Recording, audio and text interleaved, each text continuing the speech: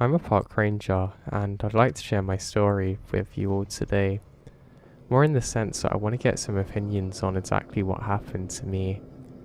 I mean, I have my own view, but I guess in my line of duty, I probably think differently about threats and dangers, so I really want the outside perspective. I haven't really spoke to too many of my friends about these things because, well, even where I work, I guess like rumors spread really easily and things. I mean, it wasn't the other day that I told people at my job that I was going to be leaving soon, and obviously I didn't give them permission to tell everybody else, but what happened? When I go back, I get complete random people that I barely even speak to saying, "Oh, you're leaving soon?" Yeah, I don't know, it's something that's always annoyed me. I just really don't like it or appreciate it. I feel like it's a big breach of trust, and with something like this happening to me, I don't want that to be the case, but like I said, I want to hear what people think about my experience in my own words, not from the words of others who have potentially misconstrued of what happened, and the truth is what's important here. So, as I said, I'm a park ranger, but I'm going to be leaving the job soon. Now, it's not in the sense that I don't enjoy it like I used to, I just kind of need to evolve as a person, and I think being out there on my own was good for a while, but not for too long. I'm kind of like a social butterfly in the sense that I really need to be around other people, and as much as I enjoy being out there, it kind of becomes the same picture each day, and regardless of how relaxed I feel, I really feel like I need more. And I'm probably too young to have this kind of job in some regards, but not in others. So, I was stationed somewhere that we have a beautiful lake.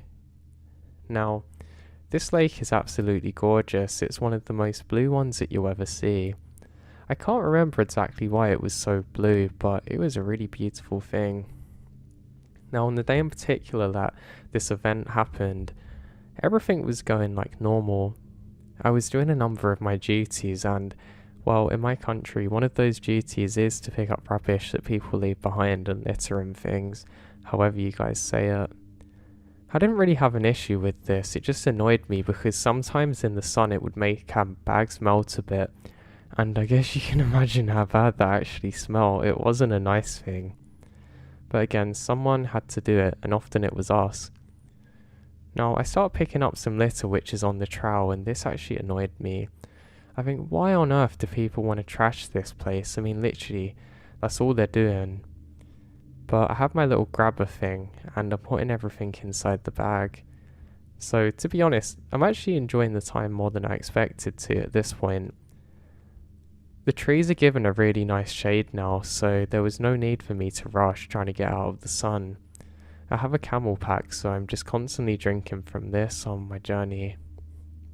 Now the bag gets pretty full, but I kind of had like a holster thing I could hook it onto, so it would kind of hang off the side of me if I use that stick, if that makes sense. But it wasn't too heavy, it was manageable really. Now while I'm doing this, I do notice something strange. There seems to be some kind of diving suit. Well, at least that's how it appears to me. It's probably like, I don't know if you've seen one of the Batmans with Penguin, but the old one. You know the cat lady, the thing she wore in that? It was more similar to that, but obviously had been in the water at some point. Now, I stop for a moment and think to myself, well, we do get some people that go swimming here, but you wouldn't really want to wear this for that job. And I think this is pretty bizarre. Now, I prod around a little bit, and I'm worried that maybe it's something weird that shouldn't be here. I gather my thoughts for a moment and realise that it's probably best if I just continue on my way. I'm going to have to come back for it another time. This is quite annoying really, because I have to go all the way back and get another one of those smelly bags to take this thing. I did try and lift it up originally with my grabber thing, but it was far too heavy and I don't want that dripping on me while I'm walking. It will not be a fun time. But I'm prepared for this and I continue on my trail. I get to a point where I decide that now's a good time to get some food in me and stop for a little bit. I'm eating some of my sandwiches and I've got some peanuts with me when I notice something drifting off in the lake. It's really bizarre. It kind of looks like some kind of boat, but it's definitely not a canoe. It's slightly bigger than that. But it seems to just vanish suddenly. It's almost like it sunk down into the water, and I get a little suspicious of this. Now, bearing in mind that I'm actually seeing this through some trees, and I'm not 100% convinced myself that what I'm seeing is actually real or not. I also had my cool shades on, so that probably made it a lot harder. I take them off though, and I still can't see much of anything. I don't really have the best of eyes, to be honest, and annoyingly I left my glasses back at our old station office, whatever you call it. So I stand there observing, and I don't see anything initially. I note this is odd, and I think, well, got some more trash to pick up, and I continue on my way.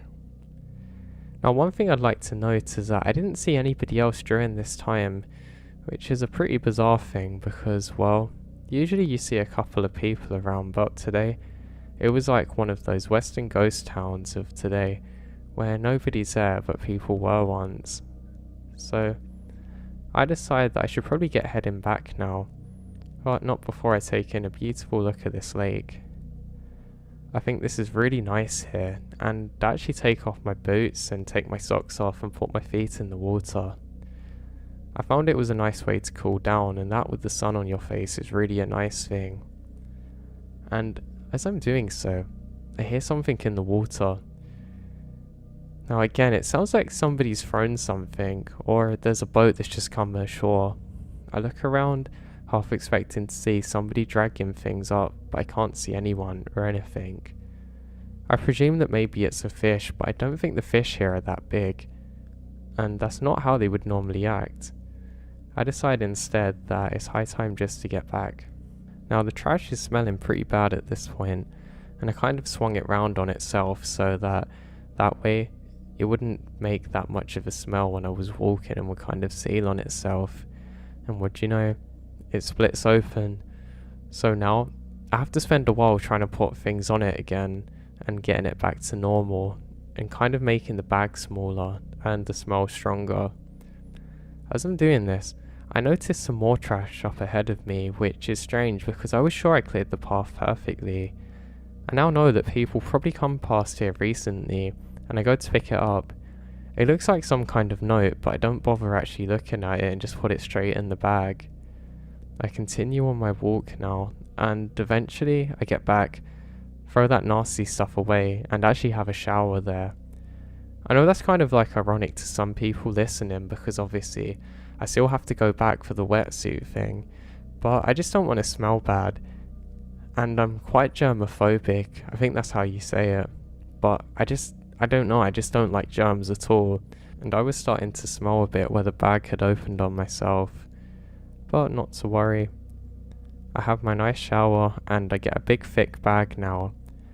I make some notes of what I'm doing in the day because where I work we have to log everything that we're doing. It's just like a general process, but it's important for security reasons. So I say goodbye to the dirty clothes and step out in the new ones with the new bag and everything ready.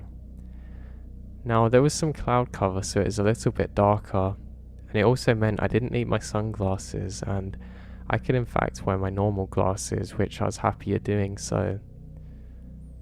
Now I'm able to see a lot more clear this time, and it probably would have been a good idea to bring them before, but that's in hindsight.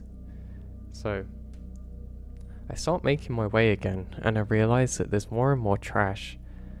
I keep on putting them in the bags again, and I think this is a little odd, and it's also annoyed me because obviously I've probably left the trail with this stuff and not realised it, so now I'm doubling up on my job. The other issue I have is that there's more important things for me to do later in the day. I actually have to install a sign somewhere later on, and I'm not looking forward to it because that thing's heavy. So I just continue on and eventually make it up to where that wetsuit thing is. Now that's the thing, I say where it is because I can't find it. I can find the silhouette where obviously it was in the water before and left a water print, but there's no wetsuit to be found. I look around everywhere and I really can't seem to find it. I think maybe it's drifted in again, and what do I see? just floating off on the shoreline. I can see it, probably about a mile away or something, and it's on the other embankment. This is no issue for me though, my friend, because I have to go over there with that sign, so I'm not too bothered. I just think it's odd because it shouldn't have been able to slip down because it was actually on some high ground, but not the kind something could roll off of, so I think this is bizarre, but again, I think maybe I'm having a bad day and I'm going a bit senile, or I don't know. So I just pick up more and more trash, and that's when I notice something odd. It all seems to be paper with things scrawled onto it, and I think, well, someone must have done some weird art project, or it was some young kid that was doing drawings and their parents didn't want to take it home. Okay, but that doesn't explain why it wasn't there earlier. So I quickly retraced my steps and ended up finishing the trash rounds. Ah yes, my favourite part of being a ranger that I missed so much, and what was actually an addition to what I was doing originally, but we'll talk about that another time. Now, I start walking back and I have a strange feeling. It's almost like there was somebody else there with me, but of course there's no one around. It actually isn't uncommon to have this feeling and sense, and I don't know. I'm not going to say that I'm someone that picks up on these things well, but it's just a feeling I'd noticed a few times before in this line of work. You're taught actually to listen to it and not ignore it because it might be a sign of, I don't know, somebody in danger. But I checked the log and there's no such reports, so I know that there's definitely nothing wrong. So I just kind of shake it off and get back. Now I'm a bit more annoyed because I have to bring this heavy signpost, but that's fine. At least I'm actually going to get that thing that I saw earlier. I decide once again not to log it though, because I'm going to have a long day at this point. So I start my trek. I have to walk quite a number of miles to get through to the other side of the lake, and as I'm walking I notice something. There's two people in a canoe, but I can't really make out much about them. They're kind of in the shadow side of a cloud, if you know what I mean, so I can't really see any details in particular. But they're not supposed to be here. I know that much for absolute certain, and I wave at them and call out. What was a little creepy is they both stop and seem to stare at me. And it could be my eyes playing tricks on me, but it almost looks like one of them's wearing a kind of plague doctor outfit. It's not exactly the same as like the European ones that we had, but it's not far off, and I think this is really weird. Again, I haven't got the best of eyes, and stupidly I don't have binoculars with me, so I can't get a closer look. But I decide that I should meet them on the other side, because I think maybe they're the ones who have the wetsuit, and I have a few questions for them. So, I start walking now. Every so often, I can make them out for a little bit, but then they dart in between trees. My line of view is blocked, is what I'm saying, basically, but I'm a persistent being, so I keep going. Now, it doesn't take too long, and eventually I get to roughly where they should be, but they're nowhere to be found. I don't know if you guys have seen Pirates of the Caribbean, but it's almost like when the boat just sunk into the water of that weird guy with the tentacles, but they've just vanished now. I'm not really sure exactly what to make of this, but I can only presume that yes, they have gone to the other side of the embankment. Now, I'm not too much further away now, but I'm getting a bit irritated now because this is the kind of stuff that makes you have a really long day.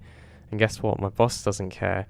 He'll just let me have overtime when I'm working till like 9 or 10 at night, then want me to come in at 8 AM the next day.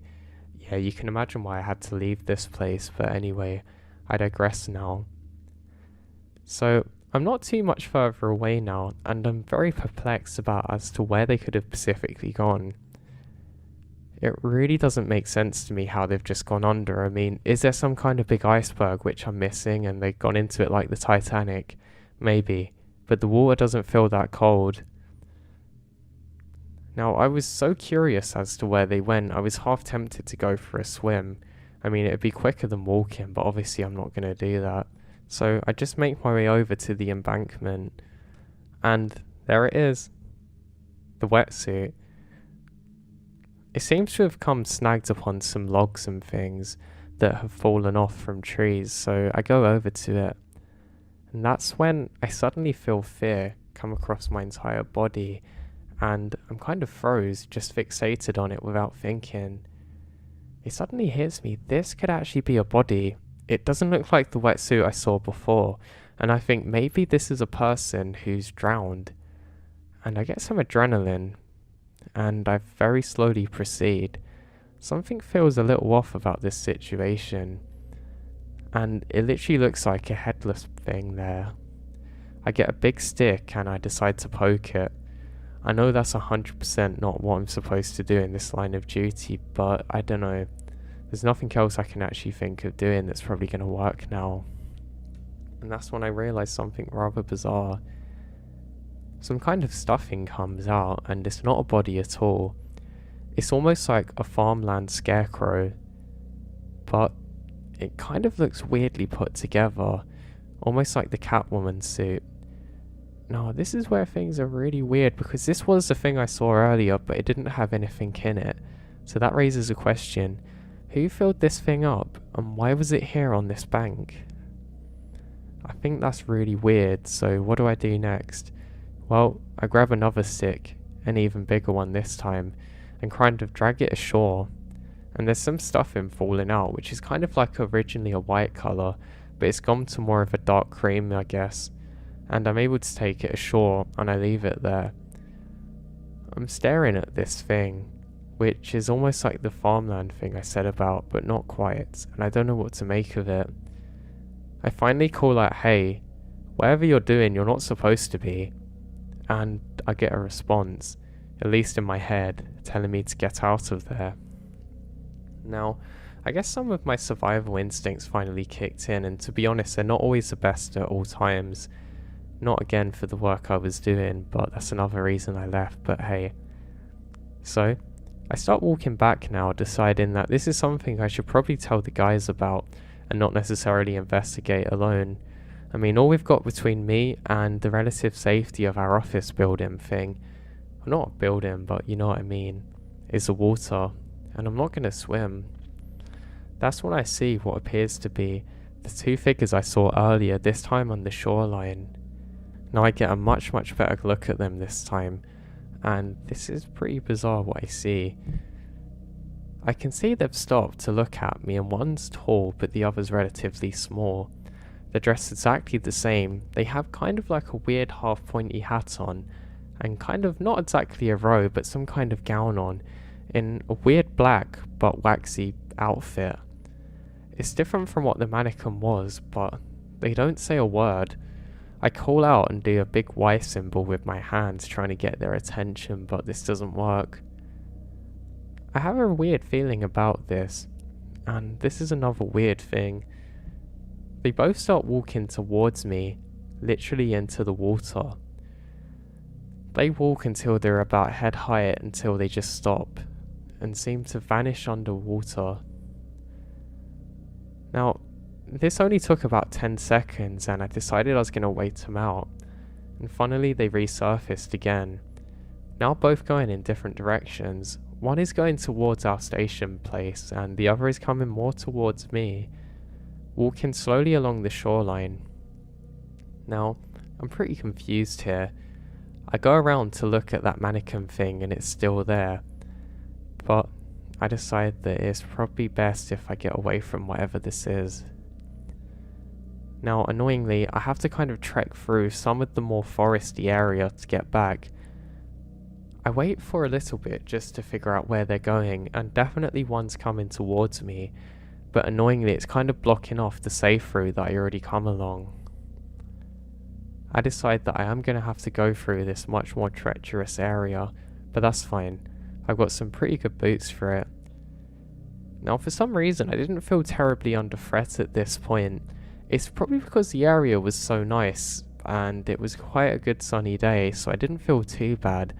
The only way I can describe my feeling is like something was just way off, and I saw something I wasn't supposed to.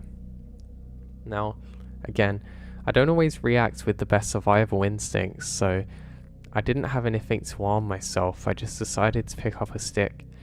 Funnily enough, it wasn't even a big one, but I guess I could have launched it at somebody if needed, and maybe they would flinch react and that would give me time to run away, so yes, this is the escape plan. Now, this scarecrow thing goes out of sight for quite a while, and I just stop. I think, well, why am I getting so scared of this? Is this really a threat? Or am I the ranger here, who's in control of the situation? And I relax myself a lot more. Now, I'm stood like this for probably about 20 or so minutes, just really confused as to what to do. And I now realise that I was probably in shock a little bit, but at the time I didn't know that.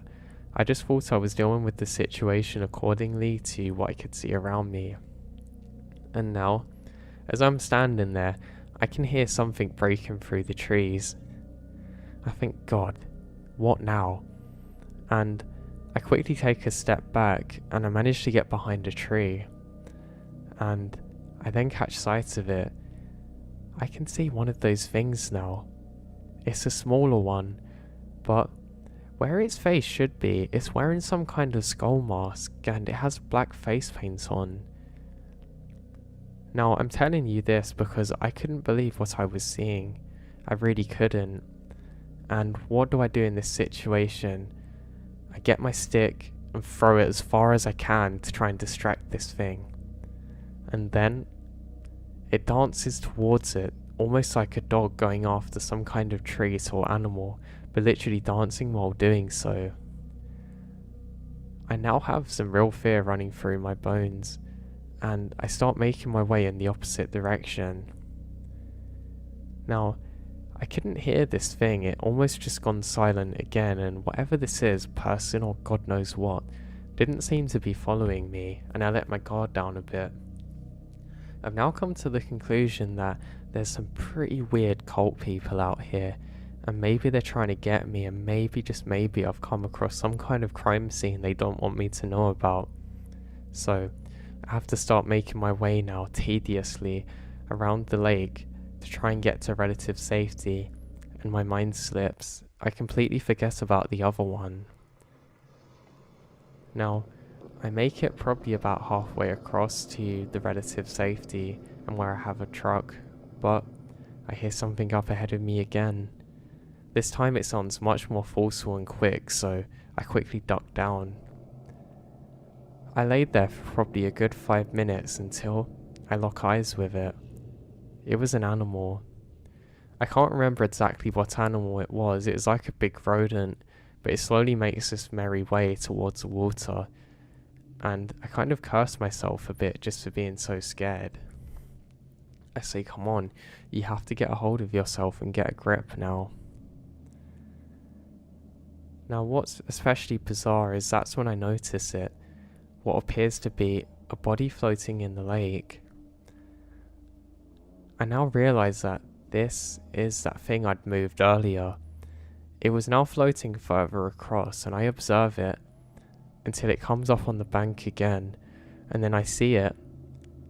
That person goes to grab it, but they're assisted by another one, equally as tall as them. I now realise that there's at least 3 people here.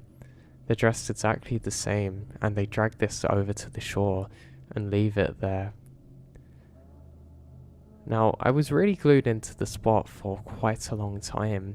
I'd actually stared at this whole event taking place for so long that when I looked away, my eyes took a long while to adjust to not looking at bright things again. And it was almost like, I don't know what you call it, snow blindness, but I was pretty much experiencing a form of this, because I'd been staring at God knows what this was for so long now. And I'll take a deep breath, look around and realise that I'm gonna have to get myself out of here. Now I'd actually gone off the path that I was on earlier, and I'm on a bit of a rough area a little bit, and it's not really good for crossing.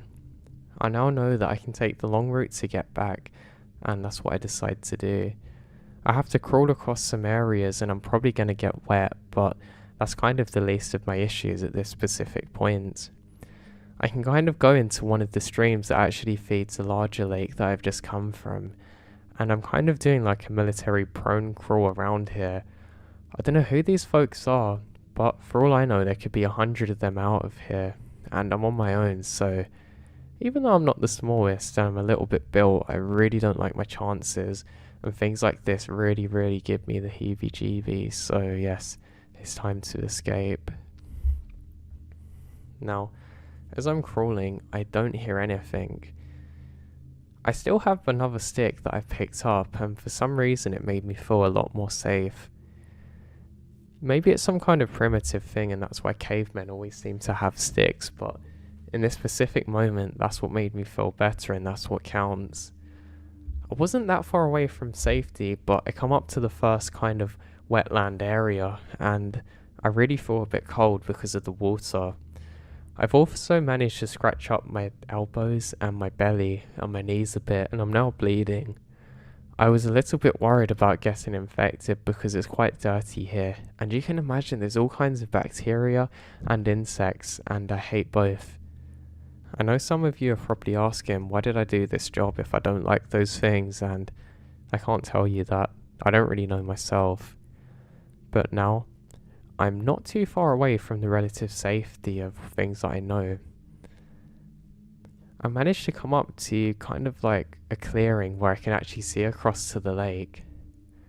I'm pretty worried now that maybe they've followed me around, but there's no one in sight. Now my own breathing was pretty heavy now, but then I hear another kind of breathing not too far away from me. This sounds like quite a heavy breathing, almost like it's being filtered through something. Not exactly like Fader's one, but maybe 10% similar. Almost like that you're wearing something over your face. Not a scarf, but like a plastic one. And I stop dead. I can hear this breathing, but I can't figure out where it's coming from.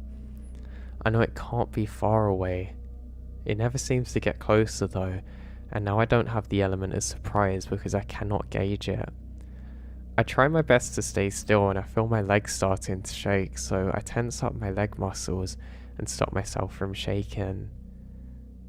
Now this breathing does not stop whatsoever, and I'm now at a point where I must go forward to try and get to better things, and I decide that I should slowly but carefully crawl my way forwards once again. I decided that I wasn't going to stop crawling no matter what, and that's what I start doing. Now I realise that the breathing sound is slowly getting further away with each crawl that I make forward. I managed to get about 5 minutes further from this point and I can't hear the breathing anymore. I decide it's safe to look up, and that's when I see it. Some dark figure not too far off, but this time on the other side. That's when I can see it. There's burning. I try and figure out exactly where this thing is specifically, and I'm able to approximate it to where I saw that wetsuit thing before, or the farm figure, whatever it is. There's a very thick black smoke coming off of it. I'm quite worried now that there's going to be a forest fire, but it doesn't seem likely because it's close to the shore, but that raises the question, how did that fire start and why is it there? Now, I'm not sure what to do at this point, and I start crawling again. I'm not sure whether there's multiple fires or only one, but I know that I'm not going to stick around to find out, and I eventually crawl up to the point that I'm not too far away from the station now. I start to feel a little bit better, and then I feel it breathing on my neck. Now, I don't know if any of you have ever experienced this before, but my god, man, it's like somebody takes your soul. It's almost like your brain accepts, maybe it's some kind of prehistoric man thing, but it accepts that you've been captured and you have a second to make a decision. So, with my stick in hand, almost like it was second nature, I turn around and swing as hard as I can, literally with my eyes closed, and there it is, whack. I feel a sudden pain in my hand, and I realise that I'm bleeding. My hand's now wet. I realise that some of the stick has shattered and splintered into my hand, and that's when I see it. somebody hits the ground with a large thud, and I can't make out a face, but they're dressed in some really weird kind of occultist outfit. It's like a weird dark robe, and then I get up and run. Now this person was pretty big, probably 6 feet and at least 200 pounds, but I couldn't stop to take in too many details, and before I knew it, I make it back to the station, and I actually take off my shirt to try and stop my hand from bleeding because I was worried I was going to bleed out. I quickly get in and scream on the radio for backup and help. While the radio's still on, I make a call out to the local fire responders and say that there's a fire here. I'm not sure what to do, so I quickly go to the kitchen area and get all of the knives and hide them away. I get the biggest one I can find and I grab that. I lock all of the doors and stay on the radio with my friends, who are also my colleagues here. They can't believe what I'm telling them, and apparently the fire people are going to get there first. I warn them that there's strange individuals out here, and they say they understand. It must have took about another 40 minutes though of waiting in agony before they finally get here. And once they do, I quickly point out to where the fire was. It's now gone out, and they say that they're going to investigate. Eventually a few others who work here also arrive, and some law enforcement too, and they say that they're going to take over the search from here. I give the exact location of what had happened, and one of the policemen who's first aid trained actually helps to get my hand patched up. I'd really hurt my hand, but luckily it wasn't broken or fractured, which is a good thing. Now, I ended up waiting in that station for quite a long time, until eventually the fire people come back first and say there's no signs of fire, just some ashes, where something was burned. They said it was clothing, but they couldn't determine which because of the fire. But there was definitely no immediate threat, and that was a relief. That was my biggest fear. A beautiful place like this should not burn to the ground, and if there's one person that can stop it, I'm gonna make sure it's me. Now second, the police come back and say that they really can't find anyone, and they ask for an entire report of exactly what had happened. I give them everything, and they kind of doubt what I was saying, constantly saying, "Are you sure this is what happened?" And I say yes, and they start doing some weird things, like asking if I've taken any prescription drugs or anything. I say yes. How do you think this happened to my hand? And they say that they're going to keep some people stationed here and try and investigate until they find out what's happened. Now, eventually I got put to a different area. In fact, it wasn't even to do with the forest, it was actually on the admin side. Eventually I had to leave the job because I just couldn't bear the thought of going back there. Now, we were never able to find out exactly how many people were there, or what they were doing, or why they were there. And since there's no reports of similar events happening, I can only imagine that it was some kind of cults doing some really weird, I don't know, ritual or whatever they want to do out there. And maybe they were trying to capture me for some kind of human sacrifice or God knows what. I'm just very happy that I managed to stop at least one of those and give them a taste of their own medicine before they got me. So when I was in grade 3, my parents were going out for a drive with me. I believe we're going to visit my grandparents, and I would stay there for the weekend. We're in the middle of nowhere, out in farmlands of southern Ohio, and we're kind of hungry and thirsty, so we look for the gas station for snacks and drinks. Finally, we found a gas station.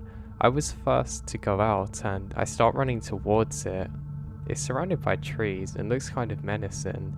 The gas station was dark outside, and I looked into the front door. It was abandoned, but there was a back door, so we thought maybe there was a guy from the station in there. We went around the back, and there was an axe dug deep into the door. We left right then and there when our car was pulling away. I then noticed somebody walking out from some bushes, grabbing the axe and trying to pull it out from the door. I screamed to my dad. He saw it in the rearview mirror and sped out of there. Today we've tried hard to find any information about the gas station, but unfortunately we haven't found much, especially because of how long ago it was when it happened.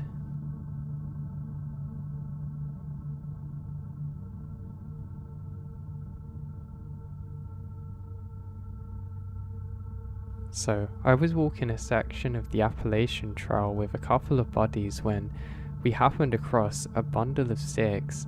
The sticks were arranged to look like a person. It was obviously placed by somebody, as it was in the dead center of the trail, leaning against a rock. I thought it was cool, so grabbed it and put it in my backpack. Anyway, we finished the hike and set up for the night in our camping spot. We were all pretty wiped out from the long day, so after dinner, we retired to our prospective tents and cocked in for the night. The next morning, I was the first one awake, so I got up to the coffee, and what did I find? An identical bundle of sticks to the ones that we'd found, sitting atop the pile of charred wood from the previous night's fire. The first thing I did was check my pack, and sure enough, the one I'd picked up was still there. Each of my friends swore they didn't put it there. It was obviously the same. It was weird because we're all adamant about not putting it in there, but I can never be sure it wasn't one of them messing with us. The thing that messes with me is the bundle I found in the morning was almost an exact replica of the one we found on the trail earlier, and I find it hard to believe that one of the guys could have made such a close replica without having serious skill. And it's not like either of us would have placed them one on top of the other on the trail beforehand for us to stumble upon, because we're way out in the middle of nowhere.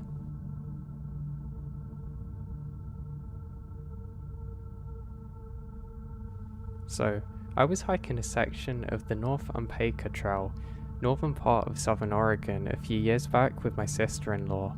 It's about a 72-mile trail broken into sections that can be easy to hike to in one day. At this time, I lived about midway up the trail, fairly remote in a small community. It was mid-fall, and we decided to set out. The trail was running along the south side of the Umpqua River, and was pretty up and down in the beginning. We made it to a fairly flat section that was running just above the river. There was this beautiful view of the river through the trees, so we stopped to get some pictures and take a water break. I immediately felt extremely uncomfortable, like we're being watched. I slowly turned my head back to look behind us, and across the trail up a small incline, through the trees I could see a small meadow. Across the meadow, maybe 15 yards around away from us, was a tent. An old canvas-style tent. As I'm looking, I noticed bones strung from the trees to the meadow, like creepy death wind chimes or something. My stomach clenched and I dropped. I leaned in and my sister-in-law whispered, "Do not turn around to look behind us, just continue walking and I'll tell you when we run." We were close enough to the river that nobody could get right next to us or could have heard this. She did exactly as I told her, setting off at the brisk walking pace we'd been at before. We got maybe 10 yards and I could hear footsteps through the forest floor coming behind us and slightly above us. That part of the forest is very dense. This is a thick moss-covered area under the trees, so footsteps make a very specific sound. I leaned forward and told her to pick up the speed. She did. So did I, and so did whoever was behind us. I leaned forward again and told her to run as fast as she could and not stop until I told her to. For two middle-aged women, both slightly overweight, we ran like the damn wind. I just kept telling her, "Go, go, go." I could see ahead of us that the trail made an incline and basically reared around a cliff. I knew at this point that whoever it was going to have to come down onto the trail or stop. We kept running. We probably ran at least a mile after that, even though we could no longer hear anyone behind us or above us. That section of the trail was about 9 miles, and we were not halfway through when this happened. We eventually slowed down, but just hurried as fast as we could the rest of the way. We had arranged for her younger brother to pick us up. Now, we made it to the next trailhead fairly early, so we made our way out to the 138 and started walking east towards home, knowing he'd find us. He did, and was shocked at the story. We got home and immediately called our local sheriff, who lived just above us at the ranger station. He came to the house and heard our story. He explained that it might be a day or two before they could get in on the trail, as they had a missing hunter at the time they were searching for too. So a few days go by and he shows up at the house and told me that we were not crazy or imagining things, as someone really did chase us. I said, what had he found? And he looked down to the ground and looked up and said, I'm not going to tell you what we found or how we found it because you'd never go hiking again. What we found was not normal and would not happen up here again. He then basically instructed me to never hike unarmed again. I never found out who they were or why they were out there for us, and I also never hiked that section of the trail again, and apparently it completely burnt last year. I also never hiked unarmed ever again. This was huge for me, as I'm not really a gun person. I had many incidents while I was actually living up in a national forest with wild animals and other stranger things, but nothing that scared me like this.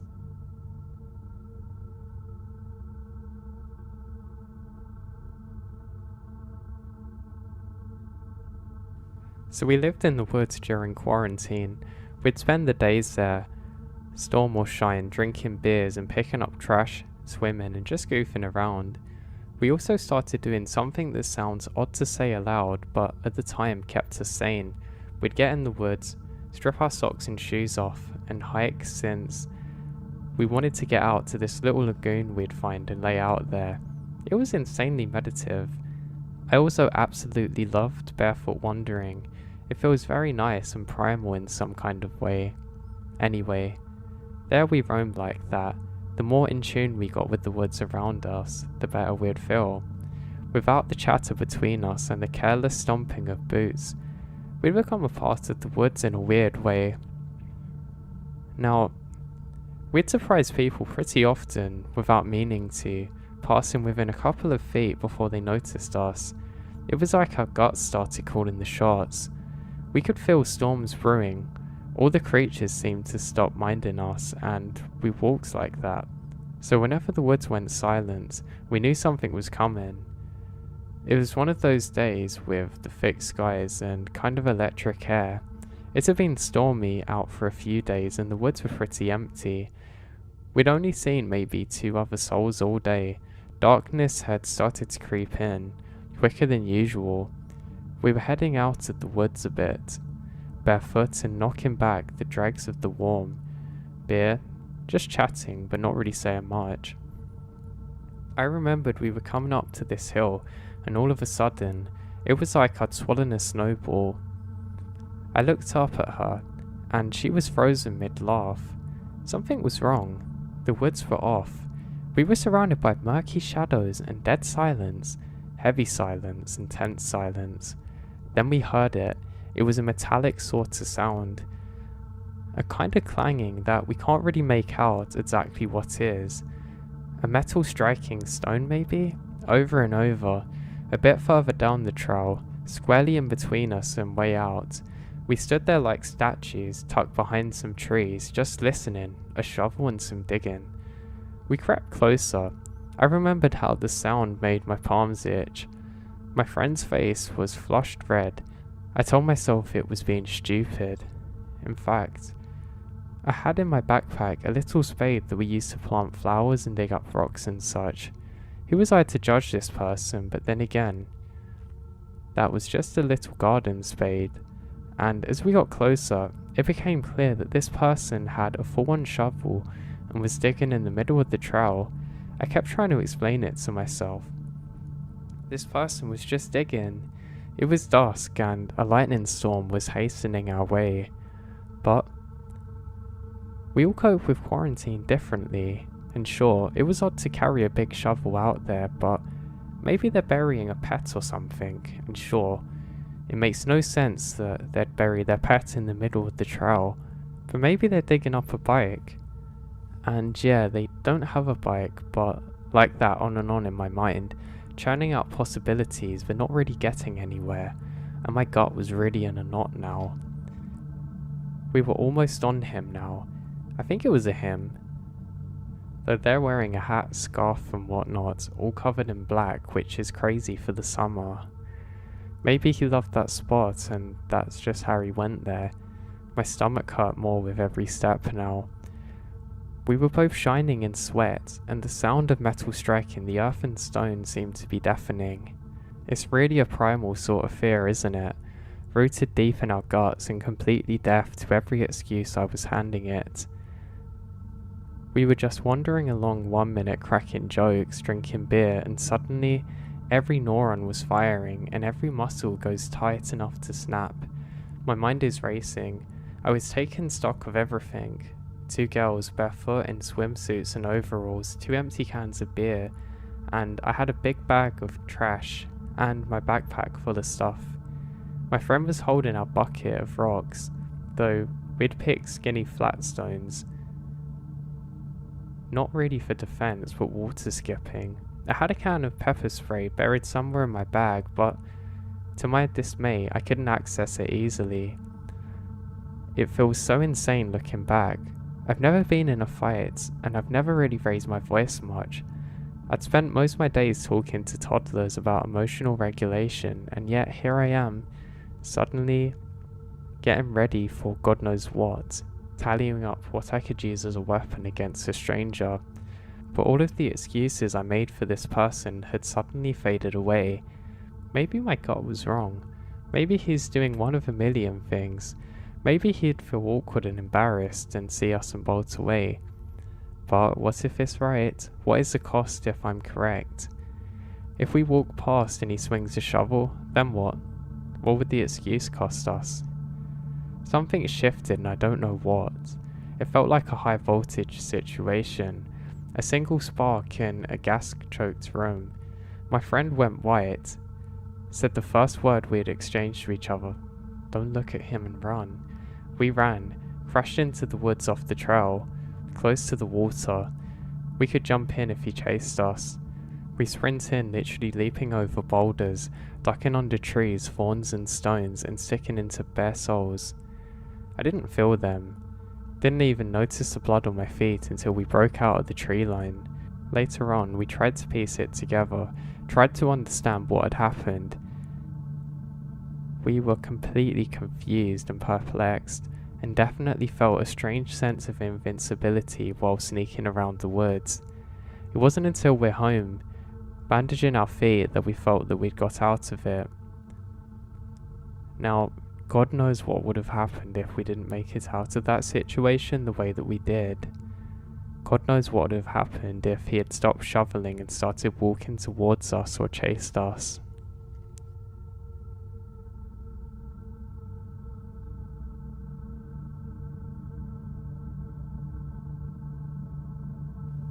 This wasn't really deep woods camping, because my friend and I were staying at a designated camp area in a state park, but it's still a scary story. So in the middle of the night, I want to say around 1 AM, I'm woken up to the sound of gunshots. 2 of the other friends in my tent were also awake. It sounded like the gunshots were getting closer and closer over the course of half an hour. It went from that sounds far away to that sounds like a bullet about to hit the camp. Like I said, this is a state park where hunting is illegal, which either meant some reckless hunter was ignoring the laws and hunting after midnight, or some deranged lunatic is just walking around taking shots randomly into the woods. So, friends and I stay low to the ground, afraid that a stray bullet will come into our tent. Eventually we begin to see spotlights crossing over the roof of our tent as state troopers in a helicopter begin searching the area for the suspect. An hour after we heard the gunshots, we also heard some police sirens around the main road above us. So the campsite was located at the bottom of a valley.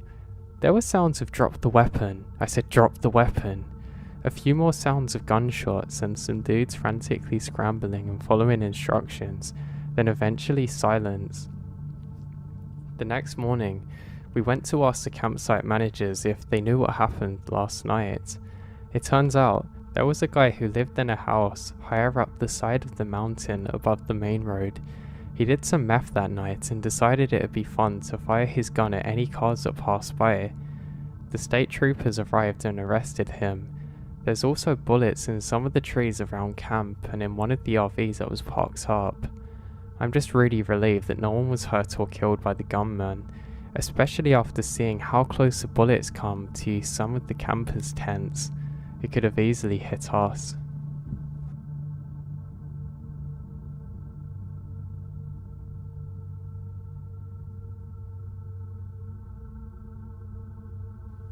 Now, I distant hike when I can. Sometimes that means getting up early or staying out late to get as many miles in as possible.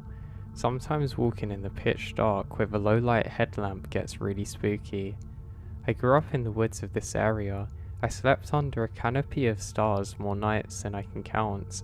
I've literally trekked thousands of miles of trail, riverbank, lakeshore, ridge, bottoms, bogs and creeks. I've hunted the game. I'm establishing this because it's important for you to understand that I've seen and heard and smelt just about everything the region has to offer in terms of the wilderness. The scariest experience though happened around 4:30 in the morning. It was in late spring, and the first morning light wouldn't really be visible in the treetops for at least another 45 minutes or so. Now, I'm at the bottom that's wedged between two steep ridges. The trail I'm on was muddy, narrow, and completely helmed in thick underbrush, young maple, and old oak growth. I'm focused on the small light from my headlamp. Just one step after another and I zone out, then I hear a loud crack and I freeze. This is a part I had trouble describing. 4:30 in springtime means I'm the only thing making noise. No birds at this hour, dead quiet. Mid-step I froze. When fight or flight kicks in, you have these immediate instinct falls. The thought that instantly flashed in my mind as I stood there balancing myself is, if I hear that again, I'm turning around and I'm going back in a hurry. Why? Because that sound was not a branch breaking, it wasn't deadfall, it wasn't a widowmaker. I'm pretty sure I just heard something intentional. Hearing it twice, well, that meant get out of there. To describe it as best I can, it sounded like a decent sized wooden stick being violently whacked against a tree. More a fungo bat sized stick than a baseball bat. The distinction in my head being that this sound was a crack, not a thud or thump. It's kind of like an explosive sound, but almost like it wasn't. It was terribly loud. I had the sense that it was about 50 yards in front of me and clear. Now, as I stood there completely shocked, I realised the soon-to-be worst part of my situation. I knew where the sound came from, and I knew where the trail went. In about 30 yards, I was going to come up to a 180-degree turn and start up the ridge going away from the creek. This meant as soon as I got the courage to move towards this noise, I was going to have to turn back to it and get up that ridge. This made me very nervous. Now, I was really worried about maybe finding a murderer or Bigfoot or God knows what. Now minutes pass. I just breathe my foggy breath into my glasses and listen. Nothing. Dead quiet. I get about 20 or 30 minutes until first light. I crank up the headlight and start to slowly creep to my 180 turn. When you wear a headlamp in the woods at night, every tree branch can make a really large shadow in front of you, and it makes moving on a trail very difficult. So I get to the turn and also quickly make the bend. I'm moving pretty fast at this point, trying to be quiet, taking tiny shallow breaths so I can listen to whatever's up ahead of me. And then I smelt it. It's a smell that I can't describe. I just imagine wet, rotten death. I've actually worked scenes where human remains have been found in the past as a firefighter. This was like days-old decomposition, and it just smelled strange. I'm walking fast, but by the time I made it to the top of the ridge, I was huffing and the first light was showing. I didn't stop moving until full light was out and the birds were chirping. I've heard it all in our woods. I've smelt it all, I'm telling you, but I don't know what the hell that was. Deadfall. And especially branches do make sounds, but nothing like this.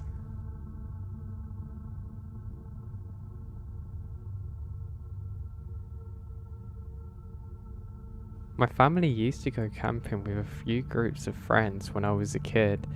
I remembered one Christmas when I was 5. We were camping out in the bush. There were 9 of us in total at our campsite. We were allowed to wander through the bush. The parents would give us a walkie-talkie and tell us when to come back to camp. We never went far away. Anyway, out of nowhere, an unfamiliar voice came over. It's a man's voice. He said he was Santa and he was trying to find us to give us our presents and asked us to look for him. We all ran back to our campsite excited to say about Santa speaking to us. Then the walkie-talkie was taken off of us and we weren't allowed to go out anywhere. We were all pretty devastated at the time, but now, as an adult, I understand the pure creepiness of it. I still don't know who was talking to us to this day.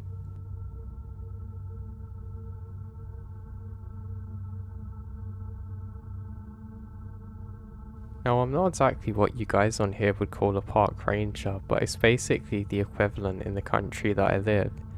I have a couple of stories for you today. Now, the first is actually from my childhood, one from when I was younger than I am now. My father really liked to go out on adventures with myself and my brother, and he always planned really cool stuff for us to do. One of these trips involved us going out into the woods and going out camping together. Now, this was really interesting for us, and we'd never been out in the snow before like this, so of course it would bring new challenges, but it would also bring some new adventure. My other brother at the time didn't bother accompanying us, so it's just me and my dad, but I didn't mind it that way. Sometimes I find that my brother can be a bit self-indulged and only really listen or talk about himself and not really give you good advice back. It's quite annoying because I always seem to give him the bestest advice that I possibly could, but that didn't matter, at least not on this trip. Now, we basically planned to go out into the woods for a good couple of days, camping and hiking along the way, and this was brilliant for me as I love to go outdoors. Now, we drove up to the area that we needed and we set out.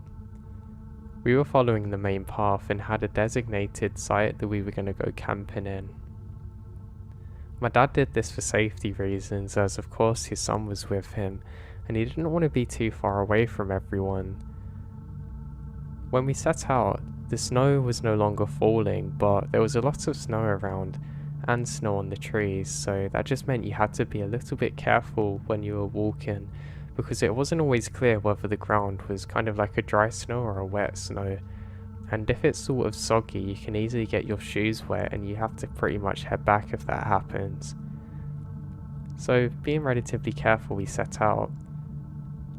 At first we're walking through some relatively low bushes and quite big trees. They're kind of like the tall skinny kind, if you know what I mean. They're basically really beautiful, and I'm really having a good time on the first part of my adventure with my dad. I absolutely love to go on trips like this with my father. He's really one of my best friends, so I was having a great time. The trees eventually become more dense and some of the snow is falling off of the trees and hitting us on the head, and it's a little bit annoying because you have to keep brushing your hat just to try and keep dry. But it's fine, and again adds to some of the adventure. Now, we hike for quite a while and eventually make it out to the spot that we're going to camp in. The snow has actually picked up a little bit and my dad sets to work, and he made me help with the tent, not only to learn the importance of it, but also because it's important for staying warm. Now, one thing I was really looking forward to, and my dad especially, was the night sky. We were going to see some beautiful stars out here because we're far away from most populations and miles away from worrying about light pollution. It's something I hadn't really experienced before living in a populated city, so this was a treat. We eventually get up the tent and go inside for a while, and my dad then starts a fire. It doesn't take him too long because he has all the appropriate equipment with him, but he's very cautious to make sure the fire's going nice and strong. He has plenty of firewood around, so this is really good, and I know it's going to be more than enough to keep us warm. The fire eventually melts some of the snow around where we are and it makes it very warm, so I'm really grateful for this. We sit there talking about different stories and my dad said, "Hey, look up at the stars, you never know if you're going to see a shooting star." And unfortunately I didn't see any that night, but that's no worries whatsoever. I'm just really glad to be out here and have some bonding time with my father. So the first night goes as planned and everything's good, and we actually have a small heater in the tent, so we're really warm and toasty. We wake up the next day and everything's as normal.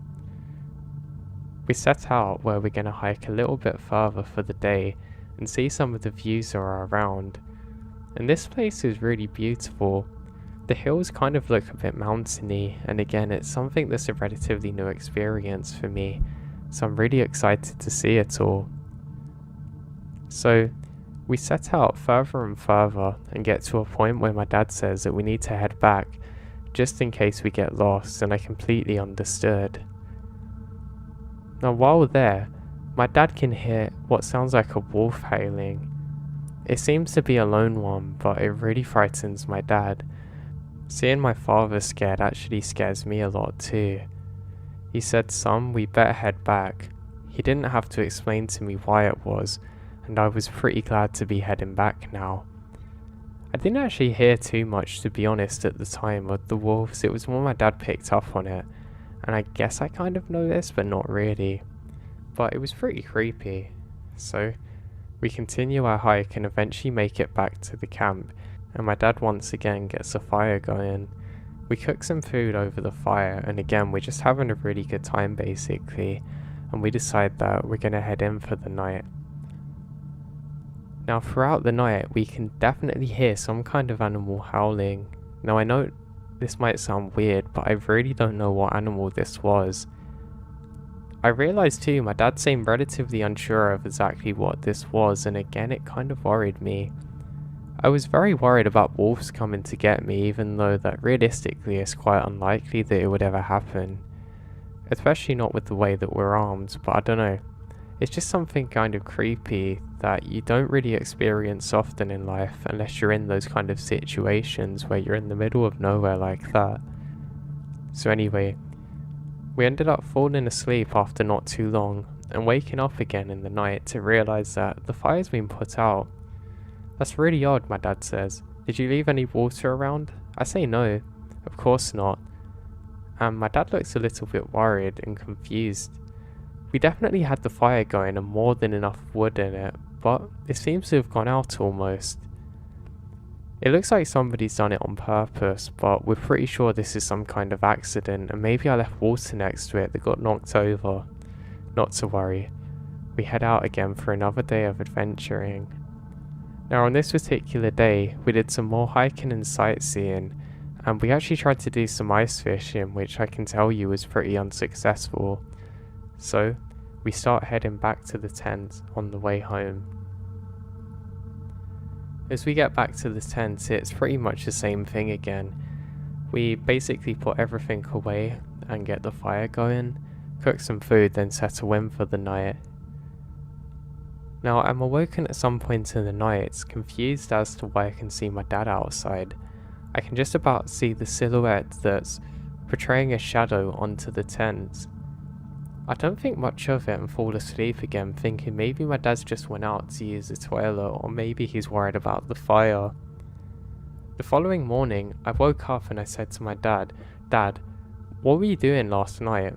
He says, "What do you mean?" "I wasn't doing anything." I say, "Yeah, what were you doing to the fire outside?" And now suddenly my dad looks really concerned. He looks at me and says, "No son, I've been here the whole time. What happened?" And I explain what happened and he seems somewhat worried. He says, "Son, it was probably just something in your imagination, so try not to worry about it too much," but worry me it did. I don't really see my dad too scared often, but there was definitely something off. I had certainly seen somebody the previous night.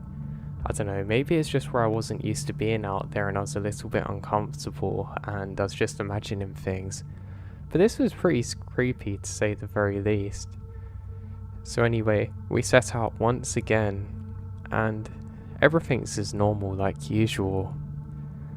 As we set out, we've basically come into one of our last days and we're just having a normal conversation as usual. While we're there, we stop and we can see somebody up on the ridgeline just further away from where we are. It's quite hard to see, but they seem to have a really large brownie colour coat on, which is really odd. We wave and say hello, but there's no reply. My dad seems to get a little bit concerned at this and tells me that we need to head back now. So, a little bit bored now, we're just sitting there with the fire going, making food, not really saying anything. And my dad seems more worried than before. He says he's going to investigate something and not to worry, and I say okay, and wait for my dad to return 4 or 5 minutes later, which he does. I say, "Dad, what happened?" And he says nothing, just get ready for sleep. My dad gets the fire going even stronger, and we settle in for the night. We fall asleep and wake up the next morning to realise that the fires went out once again. Definitely by water, which is really bizarre.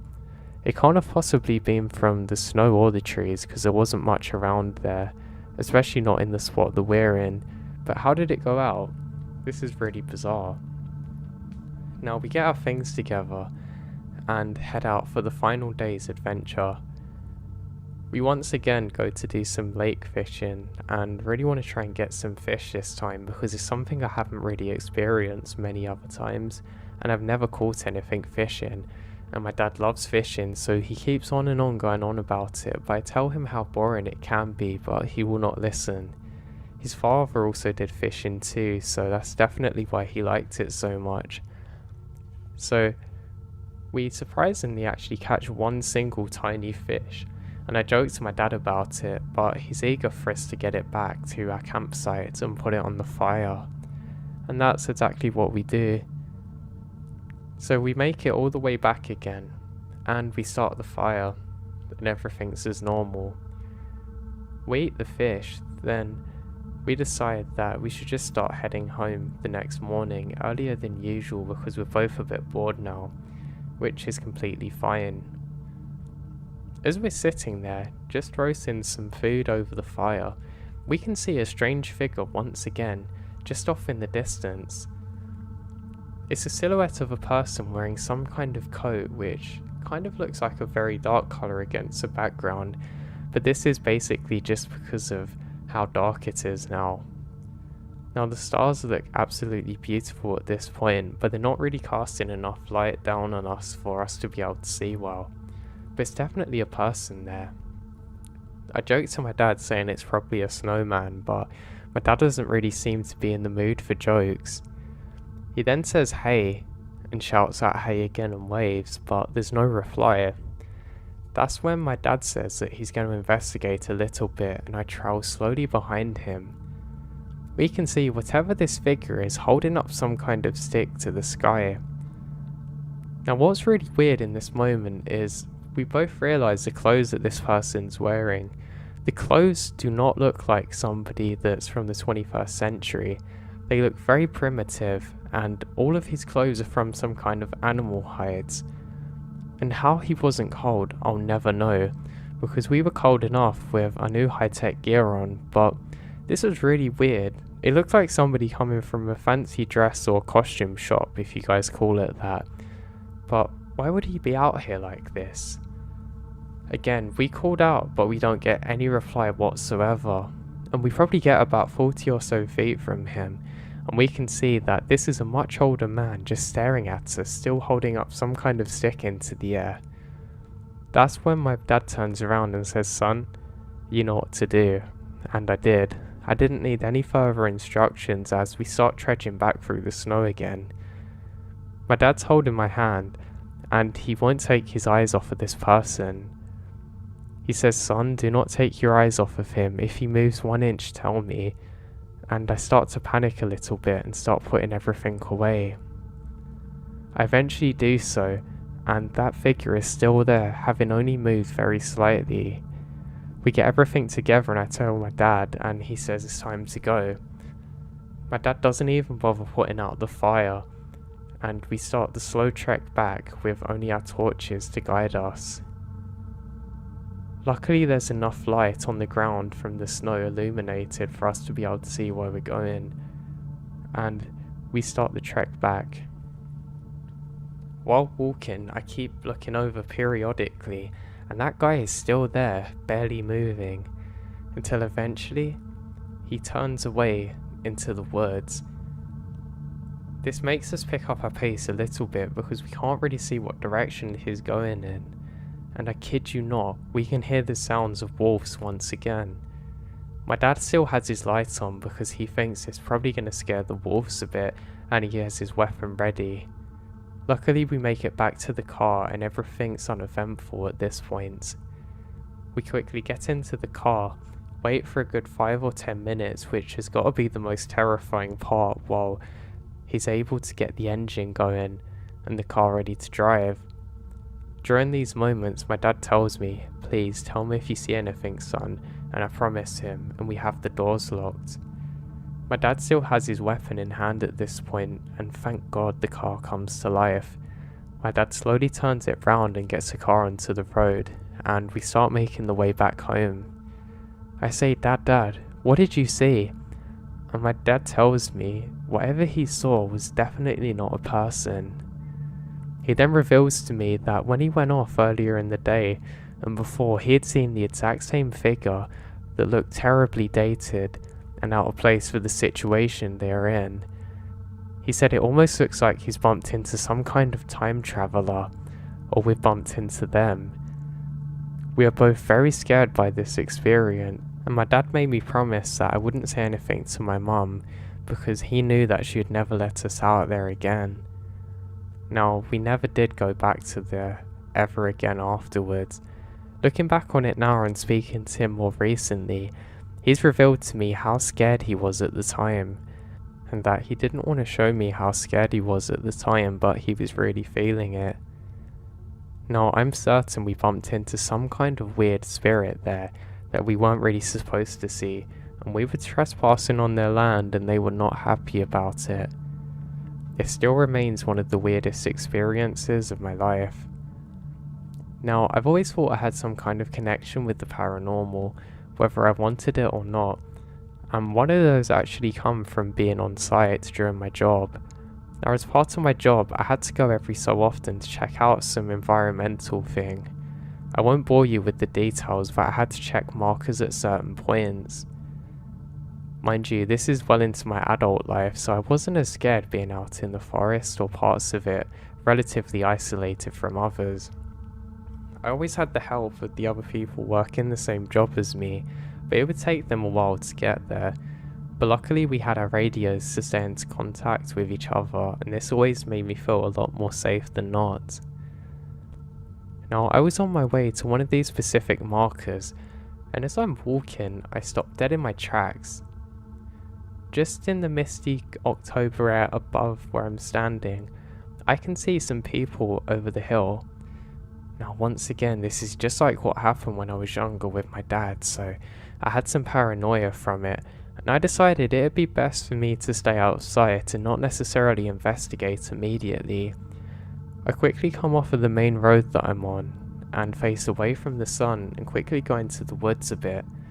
I stand so that I'm parallel with one of the trees, and just sort of out of sight. I wait for a good 4 minutes and nothing happens, but something was telling me do not move, and wait and see what happens, and that was just what I did. After another good 5 or 10 minutes of this, I eventually see more figures coming up the road. They get closer and closer, and they seem to be armed, causing me to duck down a little bit. Because of the mist, I can't really see exactly who they are or what they're wearing, but they eventually come closer and closer, and I think maybe there's some people lost from a party, because they're carrying some kind of big swords and have weird shaped helmets on them and long beards. They get a little bit closer, and I can see that what they're wearing is armor and animal clothing. I immediately have flashbacks to what me and my father saw that time. I then realise these look like warriors from a prehistoric time. But the strangest part is, I can't see anything below their knees. It's almost like they're hovering through the ground, which is the strangest part.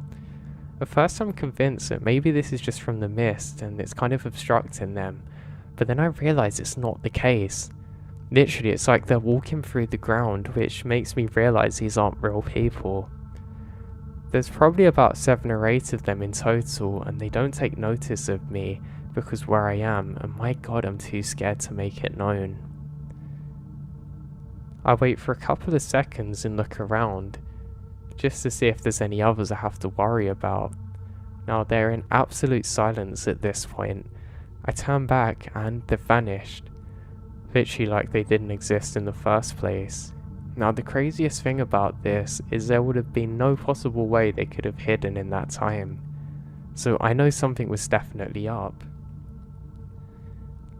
Now after this experience, I immediately went back home and told my dad after my shift what had happened. I didn't tell any of the other workers initially because I didn't want them to think I was off my head, but my dad said, "Son, where was this?" And I explained the exact location, and he then revealed to me something that I couldn't believe. The path that I was standing on was once a medieval road that was discovered not too long ago and was buried about 2 or so feet beneath the path that had been laid more recently. So that would have made perfect sense as to why I couldn't see from their knees below, which is exactly what I saw. I think that maybe I have some kind of connection to the spiritual world, where I can see moments in time that others can't. Now, I haven't told any of my colleagues about what happened in this story per se because, I can't really be bothered for too many questions. If this had have happened and my dad didn't tell me that about the road before, I wouldn't have really questioned it, but knowing this, I can only possibly believe that it was paranormal.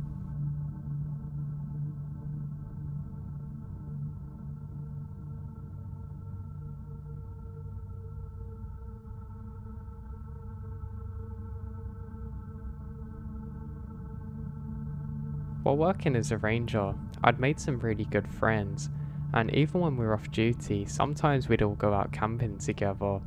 One of my favourite places that we'd go camping was deep in the woods somewhere, and it had some cabins there that you could all share and use. We decided to share a couple because it'd kind of be a better laugh than if we were in individual ones, and it would save us some money, so that's what we did. Now, none of us had actually been out to this spot before, so we were hoping it was going to be quite desolate, and the day that we arrived it was. We were really happy to see no other cars in the car park, but we still had a bit further to go to make sure that nobody else was here. We had to hike for about a good 4 or so hours, so this meant we brought lots of water with us. The journey there was basically uneventful, and we're just sharing different stories. One ranger shared a really weird story about how he saw some lights in the sky that he couldn't really describe.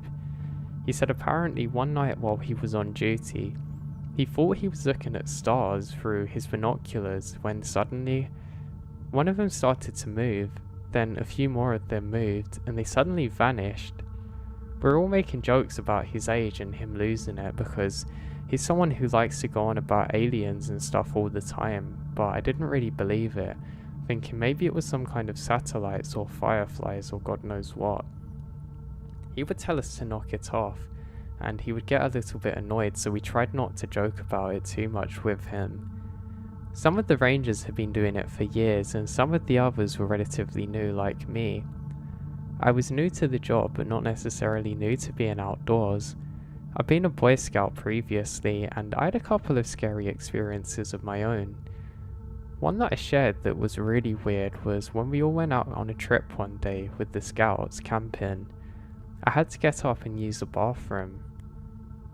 You had to go a little bit of a way to get to the outhouse, and I didn't mind too much because at the time nothing scary ever really happened to me, and I felt pretty invincible with my scout uniform on. Yeah, I don't know why, but hey, that was my mindset at the time. So I just got finished doing my business and I heard someone go, "Hey, hey."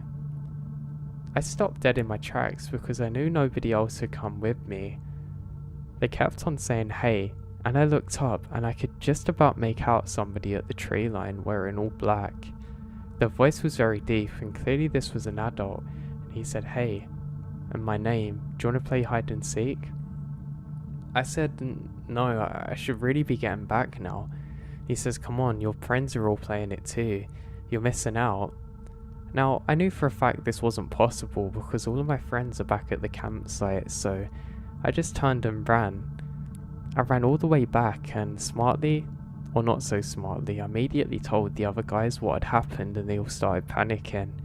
I then had the sense to tell one of the elders there who was leading us, and he very quickly made us walk all of the way back to the car and called the police on the way. I never found out exactly what happened from that, but it definitely put some paranoia into me naturally. Then, another one of the scouts actually come up with a somewhat similar story to my own. He said he was actually playing tag this time, to which I joked, "You're probably the person out there," and everybody laughed. He said apparently they're all playing tag when he seems to get lost out in the middle of nowhere.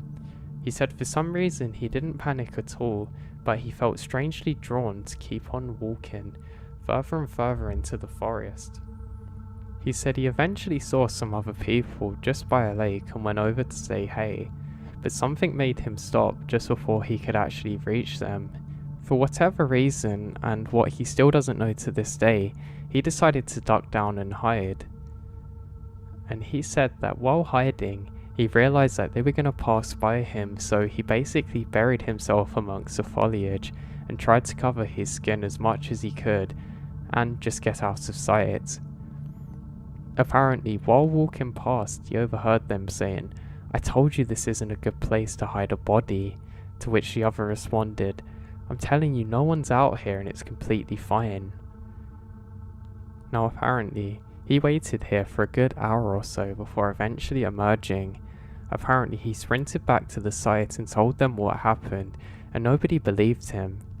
The craziest part is they stayed there and finished the trip, and they went home like normal, and he never reported it any further, thinking nobody would believe him. So yeah, I guess that kind of sets the tone for the kind of stories that we're telling each other. Now, I felt insanely confident being out there with so many different rangers, including myself. I felt invincible being out there on my own with that ranger uniform. Even though we didn't have it on this time, I still had that air of invincibility. So we eventually make it to the campsite and the cabins, and luckily nobody else is in sight. Apparently there was potentially going to be one other person that was going to stay there with us, but they ended up bailing, so they weren't sure if they were going to come or not, and that was fine. So we set in for the night and made ourselves cozy. We had a good time and eventually got a campfire going and made some food. Now, while we were eating, I looked back at the cabin and I said, "Hey, I think the other guys turned up because we can see a silhouette in one of the other cabins." I waved, but I don't get a response. I think maybe the person was facing the other way, or just didn't take notice of me and didn't think much of it. Now what was strange the following day is literally none of us saw this person re-emerge from the cabin, and we didn't hear much of anything. We periodically say hey when we walk past the cabin, hoping for someone to emerge, but it was really bizarre. Eventually curiosity got the better of one of the others and they went to go and knock for him and found the door locked. That was when we realised that nobody was in there, and nothing had changed since we'd last walked past it. Now, I think maybe, just maybe, my mind was playing tricks on me, but I was pretty convinced I had seen someone in there, and I think this is really odd. So the next few days go completely uneventful, and we have a great time fishing and just hiking and taking in some of the beautiful scenery around us. It truly was beautiful, and it's something that I really recommend people do, getting out into the great outdoors more if possible. So we head in for another night. As we're all laying there talking, getting ready to fall asleep, I hear a strange banging sound coming from just under my bed. It's really weird, it sounds like somebody's hitting it with a fist, but it's not possible. There's nothing below us. I think maybe it's some kind of animal that's tried to break in, or maybe it's the other guy outside, so I quickly jump up.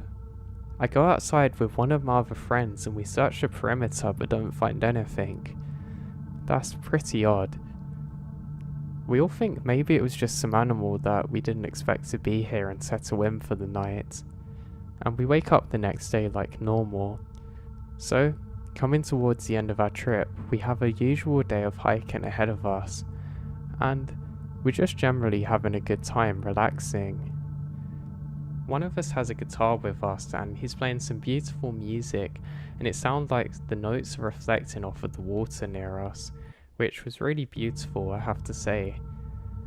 So, we eventually get the fire going again and we're all telling ghost stories to each other. One of us is telling us about how apparently he saw a headless person when he was much younger on holiday somewhere in Europe. And again, we don't really believe him, but you can see he's getting really freaked out. He says apparently he was asleep at the holiday resort with his parents when they thought one of the hotel guests was outside, or maybe staff member. Apparently, his mum went to ask what was wrong, and a figure turned around that was literally headless and seemed to vanish. Yeah, I didn't really believe it much either, and we all joked about this and once again settled in for the night. Now I don't know why, something just felt different this time. Everything was normal around us, but I couldn't quite put my finger on it. Something just felt off. Now just as we're settling in, I slowly fall asleep and I'm awoken by a loud banging sound. I think it's one of the other guys who's outside who hasn't been able to get in, so I quickly get up. The banging then intensifies and there's slamming on the doors and windows. I look around and I account for everybody still inside. I don't know what the sounds are. I think this is really odd, but just as I go to get up again, I can hear the winds really picking up outside. Convinced now that the other person's actually showed up in the other cabin and wants to get in, I shout out, "Hey, alright, I'm coming," and go to open the door, but it's locked. Now I realise that something's really up. One of my friends says, "Hey guys, listen." You can hear the banging coming once again from under the bed that I was staying in. None of us know what to do in this moment, and my friend looks at me, absolutely terrified. None of us know what to do, and yet all of us are prepared for being in situations we aren't comfortable with. It's almost a surreal moment where you don't want to move, but you feel like staying still is not a good option. This went on for a good 5 more minutes with the banging sounds, and eventually the wind stops, but the banging sounds continue. It seems like it's impossibly dark outside until eventually it stops. We all remain in complete silence now, waiting just to hear if anything else is going to happen. Nothing does, and the bravest amongst us, one of my friends, goes and tries the door again and it opens.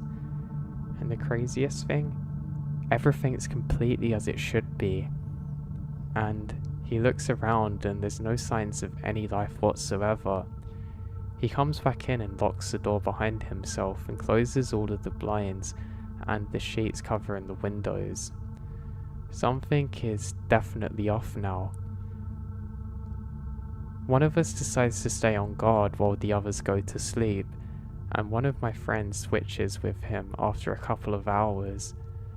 I was very grateful for this because I was so exhausted from the adrenaline of what had happened that I needed to sleep. I must have only slept for about 20 minutes, but God, I was grateful for it. The next morning we woke up in silence and none of us really said anything to each other. We all start packing up our things immediately and cancel all the remaining plans for the day. I start to pack up my things, and as I move the mattress to get something I placed under the bed, I see a red thing that I didn't notice before. I move the mattress out of the way and eventually pull the bed up, and I can see a circle with a pentagram painted in what seems to be blood directly below my bed. I say, "My God, guys, and all of the other guys turn around and see what I'm seeing. I'm not joking, I was literally sleeping directly above some kind of God knows what animal or person's blood in this shape of a pentagram. We didn't need to see anything else and we immediately start the hike back. I felt absolutely violated not realizing that I was sleeping above this thing. And maybe that was the source of all of the strange things that had happened the following night. I didn't know. I was just furious at the person that we were renting from not telling us that about the cabins. We eventually get back and I immediately make contact with him. And apparently he knew nothing about it and he said he was going to send one of his guys over there to investigate and clear it up. We agreed that we would never go back to that site again. God knows what happened before or after we were there, but we were happier not knowing. I'm a long-haul truck driver, and I've seen a couple of weird things that I couldn't really explain. However, there was one which really takes the crown as being the weirdest, and I think you understand why. So I've been doing quite a long drive across state actually, and I was relatively tired of the drive. I needed to rest, so I quickly find a gas station which I can pull over into and ask if I can park in the back and just shut my eyes for a while, which they agreed. Waking up, I'm feeling far more refreshed now, and I set off again. I don't make it too much further before eventually I see somebody at the side of the road. They seem like they're in a lot of trouble and I stop to help. Now they're crouching over like they're injured, but when they turn, they're wearing a clown full mask. Now, as I stop, I do the window up quickly, realizing something's wrong. I look in the rearview mirror and I suddenly realize that there are more people moving behind, at least 3 of them. And then, somebody else pops up holding something in the road. I kid you not, there's somebody standing dressed as a clown in the middle of the road holding something that looks pointy. I immediately ram onto the accelerator and I aim right for this person. I'm kind of ashamed to admit it, but I don't care if they got hurt at this point. They quickly jump over to the side of the road and I speed off as quick as I can in my truck. I look again behind just to see if they're following me, and I see a group of 5 people all dressed pretty much the same standing there. They then begin to wave me off as I drive off into the distance. I then drove for a good 5 hours almost without stopping, until eventually I make it to another big rest stop where I pass out. I still don't know who they were to this day, or whether I was targeted specifically, but my god did it scare the life out of me.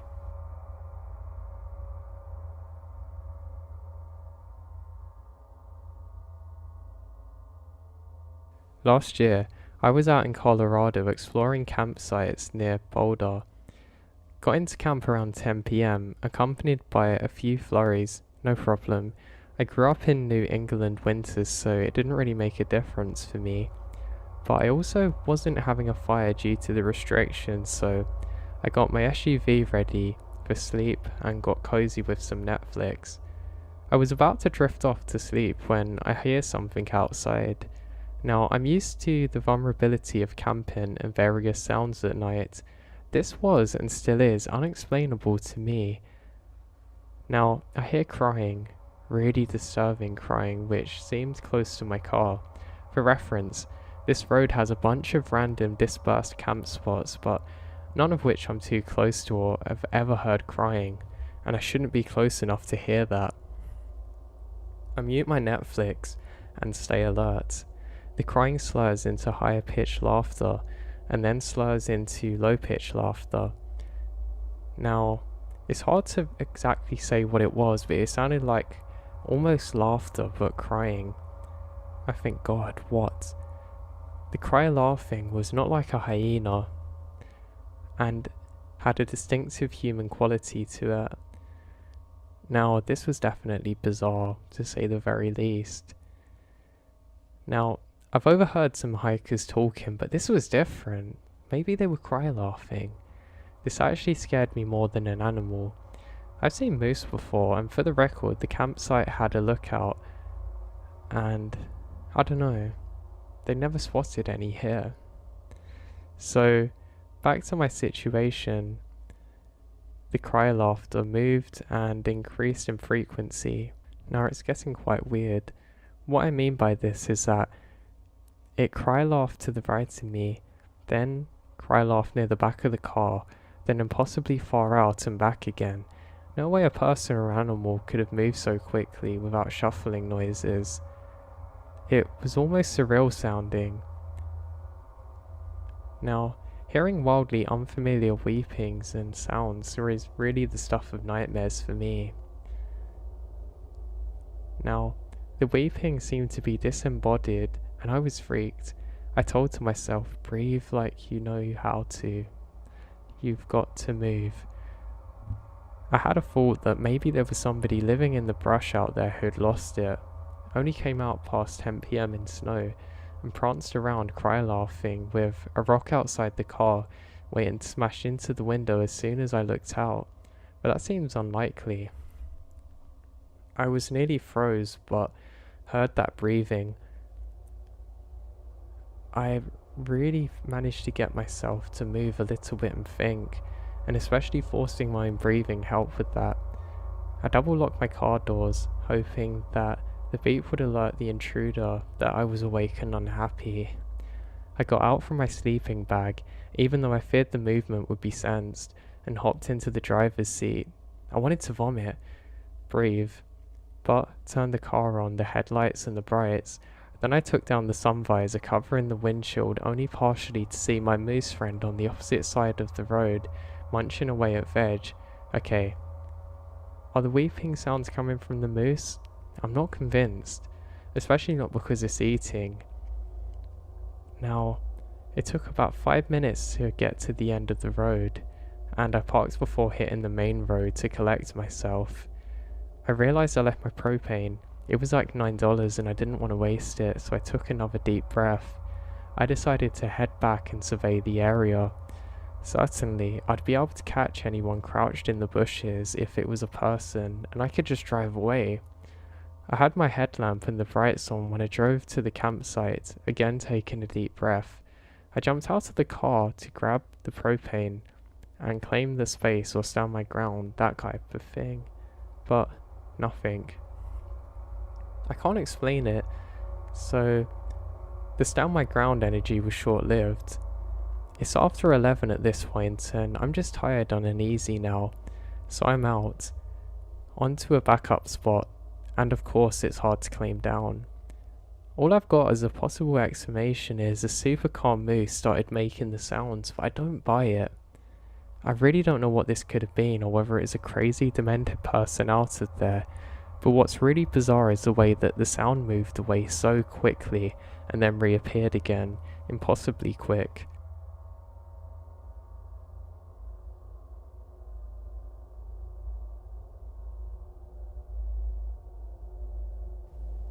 Now in 2017, one of my good friends who lived in Portland, OR, was offered a new job in Long Island, New York, and took it. He asked me to fly out so I could road trip with him across the country so he wouldn't have to be alone. Of course I agreed. I flew out from JFK to PDX. We have many stories from this road trip, but none stranger than what happened to us in Ohio. After a few days on the road, we had entered Ohio. I wish I remembered exactly where this took place, but honestly I don't recall. All I know is that it was past Zanesville, heading east. My buddy was driving. As I was reaching towards the ground trying to grab my phone that I had dropped, he suddenly said, "This old lady next to us keeps pointing at me. I think she wants me to pull over." I was always paranoid and saying, "No, keep driving." But he pulled over. A black Escalade with plates from Alaska pulled over in front of us. Out comes this lady who's no younger than 60 saying, "I'm glad I got to you boys when I did. Your tires are smoking." Now, it's important to note that we're towing his Camry with U-Haul that we're in. Side note, This happened in Sandsville. Now we got stuck in the parking lot, couldn't have found any backup, so had to rehitch his car. We realised later that he left the emergency brake on. Anyway, after she said this, we looked at each other completely puzzled and immediately turned to the tyres. They were absolutely smoking, like they had bullet holes in them. Now this is where it gets weird. Not even a few seconds after, we kneeled down to inspect the tyres and she was gone. No goodbye and no sound of the car. Just vanished. The whole interaction of her getting out of the car couldn't have been more than 15 seconds. I didn't have a doubt in my mind she had vanished, and I looked at my friend and he was very pale, confirming what I was thinking. I don't know for sure what could have happened if we didn't stop. I don't know if the car would have caught fire or something, but I'm not sure if she was an angel sent there to protect us. But the whole situation was very bizarre.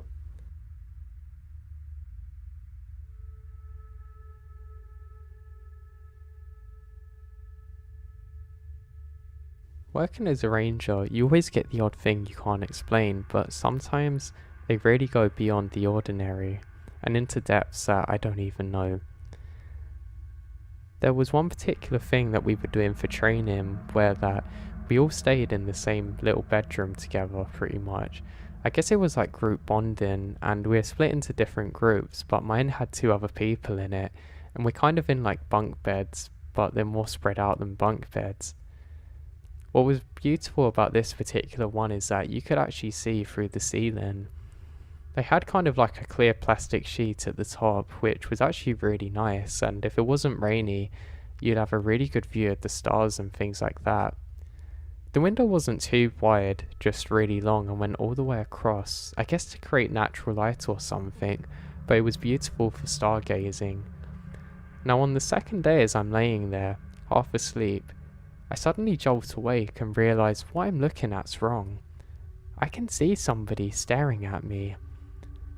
I scream to wake up the other guys and say, look, do you see that? And then, one of my ranger friends jumps out of bed and stands up, and the other does the same, and I bolt up. We literally see somebody dressed in Victorian clothes floating slowly across from one side of the screen to the other without making a sound, literally floating. I don't see how anybody else could have done this because they should have surely fell through. And why were they floating? Even if it was somebody using a tree and a cable, there's no way they could have glided across so perfectly.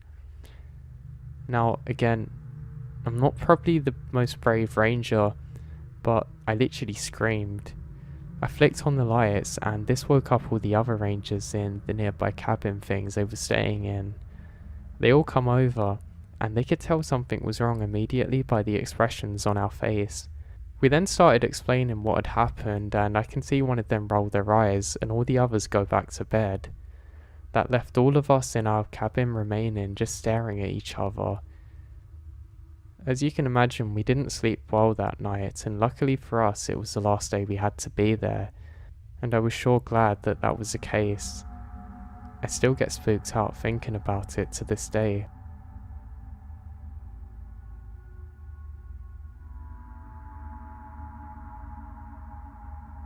Now back in the mid-80s, we were driving through Tennessee on our way to visit friends in Texas. My mum was driving, I, a teenager, was navigating by using a paper map. These were the days before cell phones and GPS. We made it past Nashville on the I-40 pretty late at night. We're maybe an hour outside of the city. I'm charting our progress, old school pencil and paper. We pass an exit, mark it. A minute later, a summer thunderstorm hit. Literally all of the visibility has really dropped now to practically zero. All the traffic's gone to a crawl, and we decide to pull off at the next possible exit and find a motel to spend the night, because there's no way we're making significant progress in the storm. Slow white knuckle driving ensues. An exit looms up on the right, no signage we can see in the downpour, and we take it. At the top of the exit ramp, we turn right towards a brilliantly lit up gas station. Left turn was onto an overpass crossing I-40, no lights. from that side of the interstate. On the dinky little road now, to our right is a gas station that we're rapidly passing. To our left and back behind some trees, what appeared to be a hotel, but you couldn't make out much of the signage in the rain. We drove past the gas station before we realised really that the road just ended ahead. The gas station was the only building on this side of the road. It went from 1.5 lane paved to 1 lane gravel to tire dirt track and grass everywhere. Now, we passed the gas station and there's only one turn off from this road. It was on our left. We took it and tried to back up and turn around back to the gas station. Unfortunately, the paved slope of that narrow one-way driveway turned off steeply into a mud pit. No backing up. My mum put the car into a low gear, turned hard, and headed back from the gravel road through the mud. We almost made it out, but we ended up getting mired. The front passenger tyre caught on the corner of an exposed concrete storm drain, maybe 3 feet from the road or so.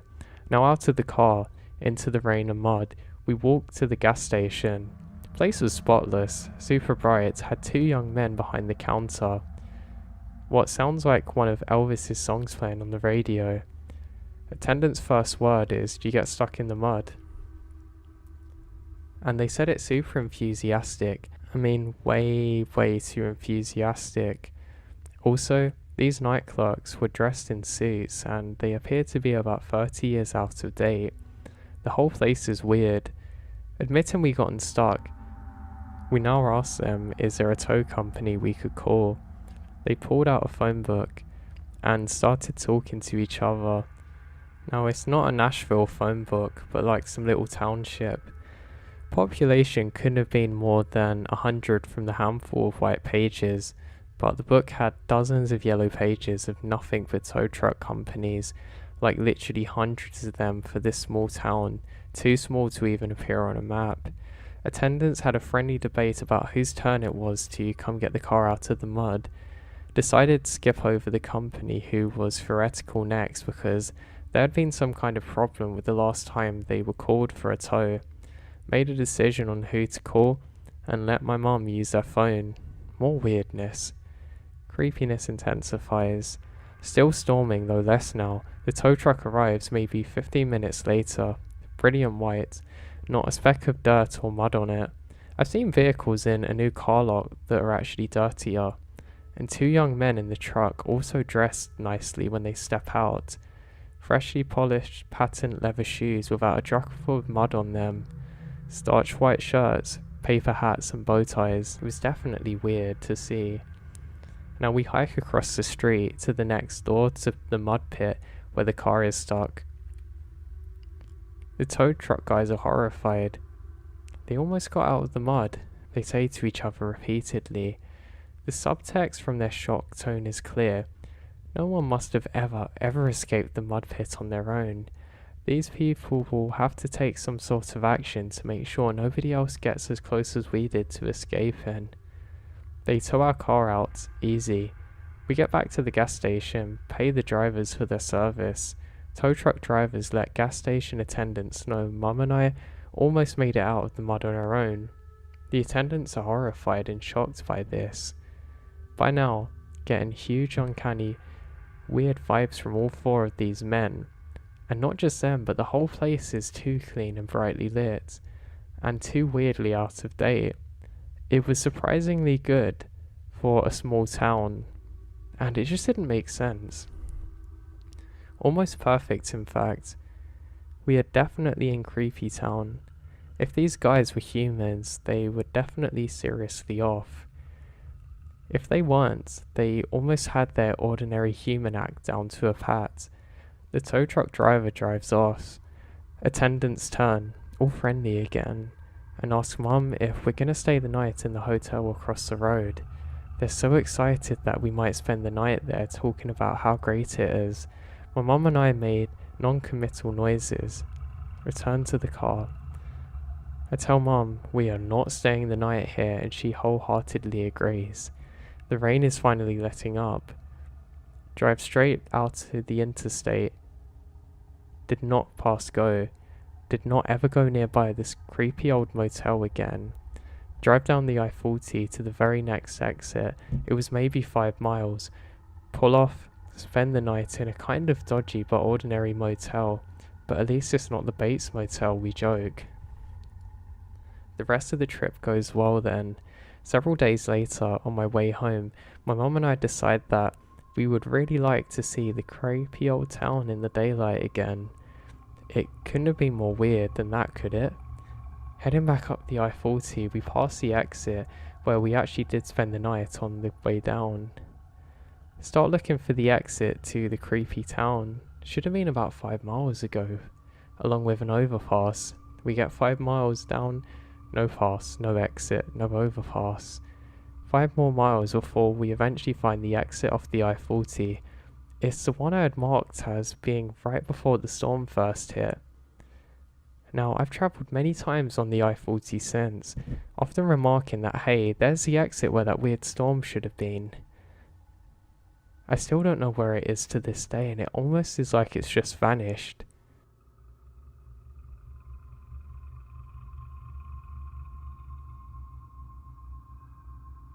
A long time ago, my brother had an office near the Canadian border in Washington state. I often had to travel over there to help the staff train. Now, being a guy in my late 20s, single, I like to get away for a few days. I also like to make a few extra bucks by volunteering to go wherever there was help needed. I would usually fly up there, but some occasions when I needed to bring equipment or materials down, I would drive. This one particular time was about 17 years ago. We bought a bunch of equipment in a wholesale and needed to deliver this and some other odds and go up to our office in WA state. Of course, everybody knew I'd volunteer for the drive. I was told to drive a box truck up there and leave it and fly back. Prior to this, I would drive a company car or SUV, but no worries, the box truck wasn't that big and probably was about the same size as one of the rental U-Haul trucks. I always preferred to start my driving journey towards the end of the day mostly, because I'm one of those people who likes night driving. For the majority of my journey, it's uneventful. I only stopped at gas stations and the occasional rest stop to take care of nature. At some point near the California-Oregon border is when things start to get bad. It was approximately 1 o'clock in the morning and I had stopped at a rest area, probably the last one on the California side. On the far side, I don't remember seeing some truckers or anything, but basically the parking lot was empty. By this point, I wasn't really thinking of anything creepy or out of the ordinary. I got out of my truck, go into the restroom and take care of business. I wash up a bit and take my sweet time stretching my legs, but when I exit the restroom and walk over to my truck, I noticed a vehicle parked next to mine. I was literally like, this whole parking lot and this person pulls up next to me. Oh well, I jump in my truck and continue on the journey.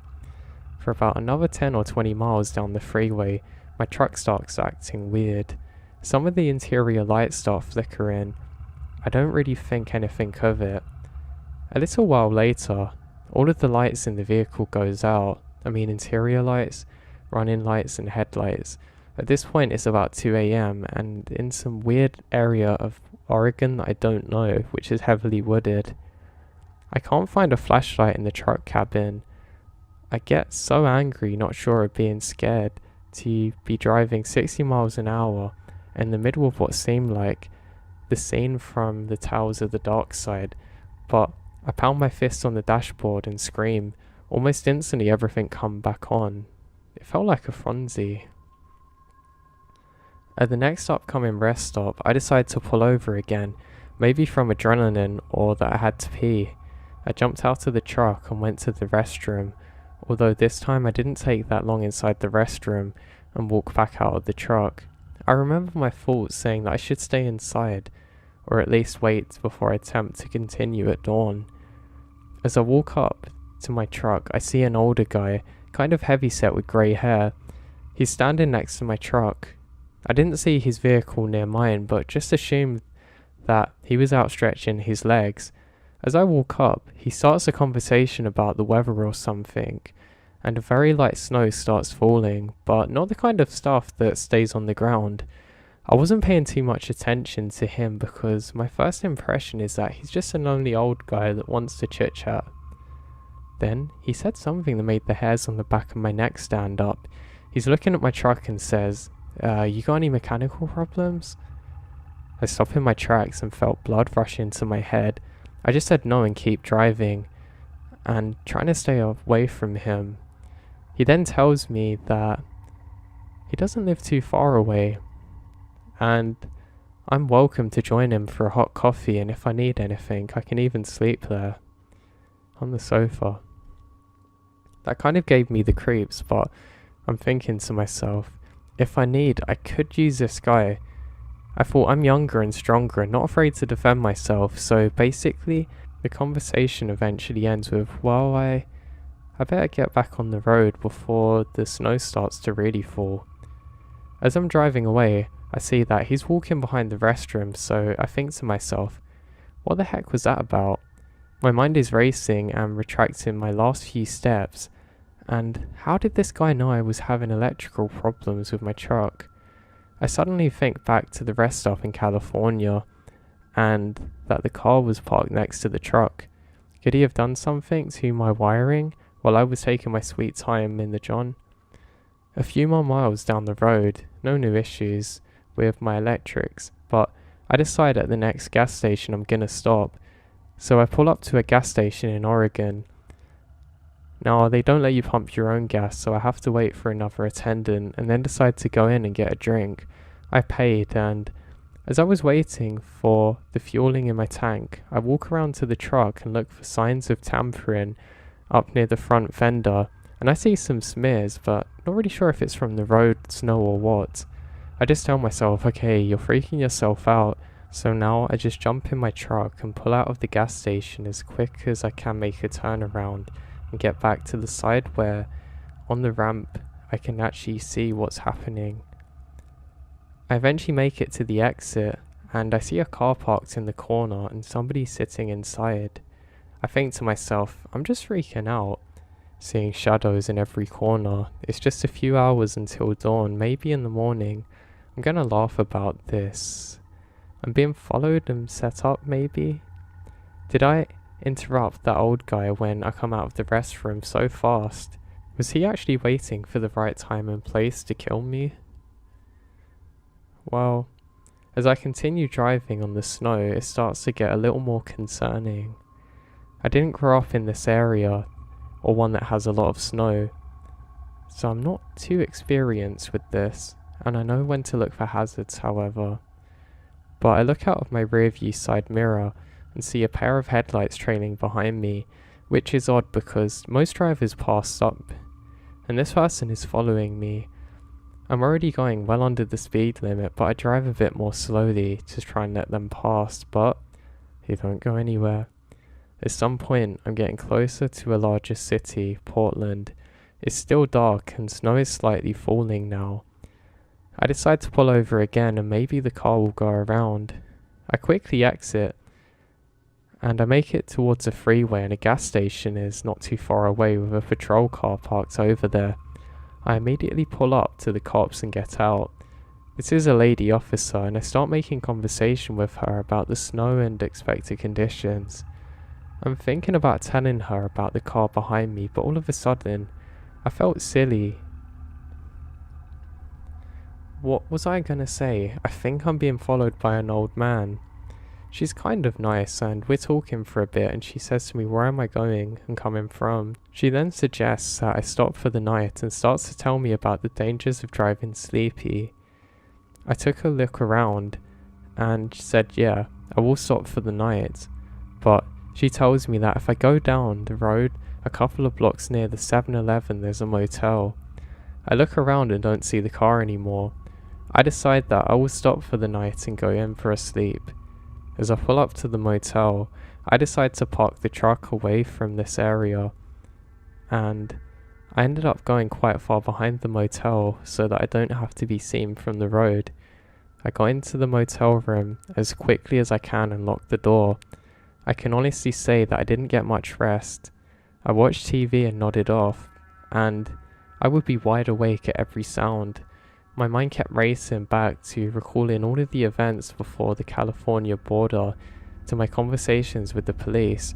Maybe he saw me talking to the cops and decided to take off.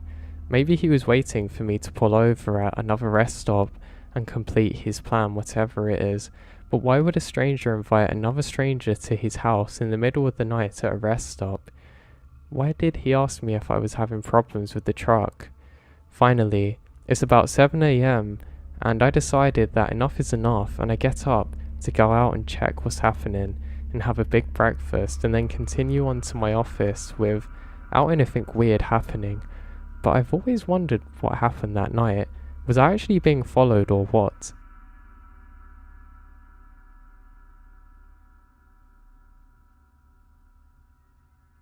I was helping a friend move, and I needed to drive quite a long way for this.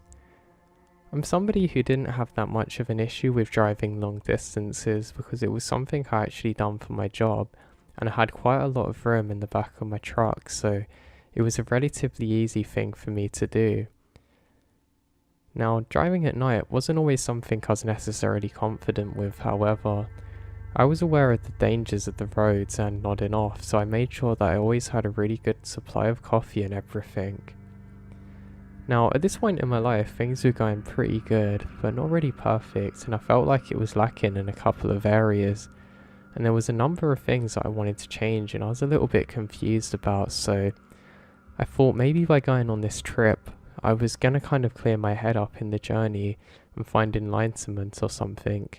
So I set out for this particular trip relatively early, and it was quite a good thing. I'm able to miss a lot of traffic this way, where people are already at work, and I'm probably going to miss the people that are coming out of work too, because I'm getting away from the big city now. And I had no issue with this. I managed to make ground pretty good, and I was feeling fairly confident. After making some pretty good progress, I saw a gas station that I decided I was going to pull over to. So I start to fill up with gas, and I realised that the person in there is kind of looking at me funny. I don't know why, but they were just sort of staring at me, giving me the old side eye, and I thought, oh boy, this is great. I'm going to have problems now when I go in there. Sighing, I can finish filling up my truck, then head in. I say, hey, how's it going? And he says, sorry, you can't fill up that truck. You can only fill up buildings, and starts bursting out laughing. Now, I don't know if this is the worst attempt of a joke that I've heard for a long time or what, but it was pretty weird. And the way he was laughing was almost like hysterically. I handed over the money and he said, yeah, I'm gonna get the change in the back, and headed out. I said, no, it's fine, and started to leave when he says, hey, don't leave, and I quickly get back in my truck and leave. I was actually worried that I hadn't filled up with fuel at this point, and maybe it was just water or something stupid, and he was trying to trap me there, but this was the first thing that was odd. You know, it wasn't one of those mainstream ones, it was like a franchise thing, but it looked really dodgy. I suppose it wasn't a good time to stop or place, but I needed to. So yeah, fueled up and ready to go, I continue on my journey now. After a good number of hours, it's starting to get pretty late, and I'm actually off of the main roads taking some back roads. I do this for a little while, and I don't see any other cars, until eventually one shows up. It's kind of half trailing behind me, but just keeping out of sight, so it's quite different than anything I've ever experienced before. It kind of looks like how I guess you'd imagine an undercover cop car following another, but it wasn't a cop car. It was a really old rickety thing, and I couldn't really see much of it, just other than the fact it was a bit rusty. It didn't even have good headlights, it was that bad. Now, I started to go a bit slower so it could overtake me, but it just held right back. Now again, I go even slower, hoping that this thing won't follow me, but it still held back. I now resorted to pulling over to the side of the road, putting my hand out the window and waving them forward. I waited and waited for probably a good 10 minutes or so, expecting them to pass, but nothing happened. I think this is extremely bizarre and start the car again and head on out. Not actually sure where they've gone. I just presumed that they'd stopped for some random reason or headed back, which would be weird regardless, but there's not really too many other things I could have imagined it being. Now, pretty keen to get off of the dirt roads, I start to pick up the pace a little bit and occasionally have to put my main beams on because it's quite dark here. But of course, it's not too great for your car battery to do so all the time, but I didn't have much of a choice. I even nearly ran over some animal, but managed to stop in time. But eventually I make it back to civilization, and I think that's the last I'm going to see of them, whoever it was. Now, at this point I'm starting to run low on gas again. I'm pretty convinced whatever I filled up with before was somehow diluted and that I'd kind of been scammed a bit. But I got further away from them, and that made me feel good, so I wasn't going to complain too much. Now as I'm driving, I can see another gas station up ahead. Now, if the other one wasn't the best, this one that I was looking at right here made that look like the Ritz Hotel. It was really bad.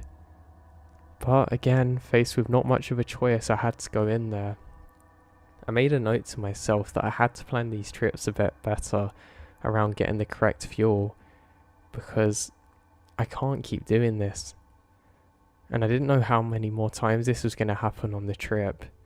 I can see there's no other cars around, but they do have a light on, a single light.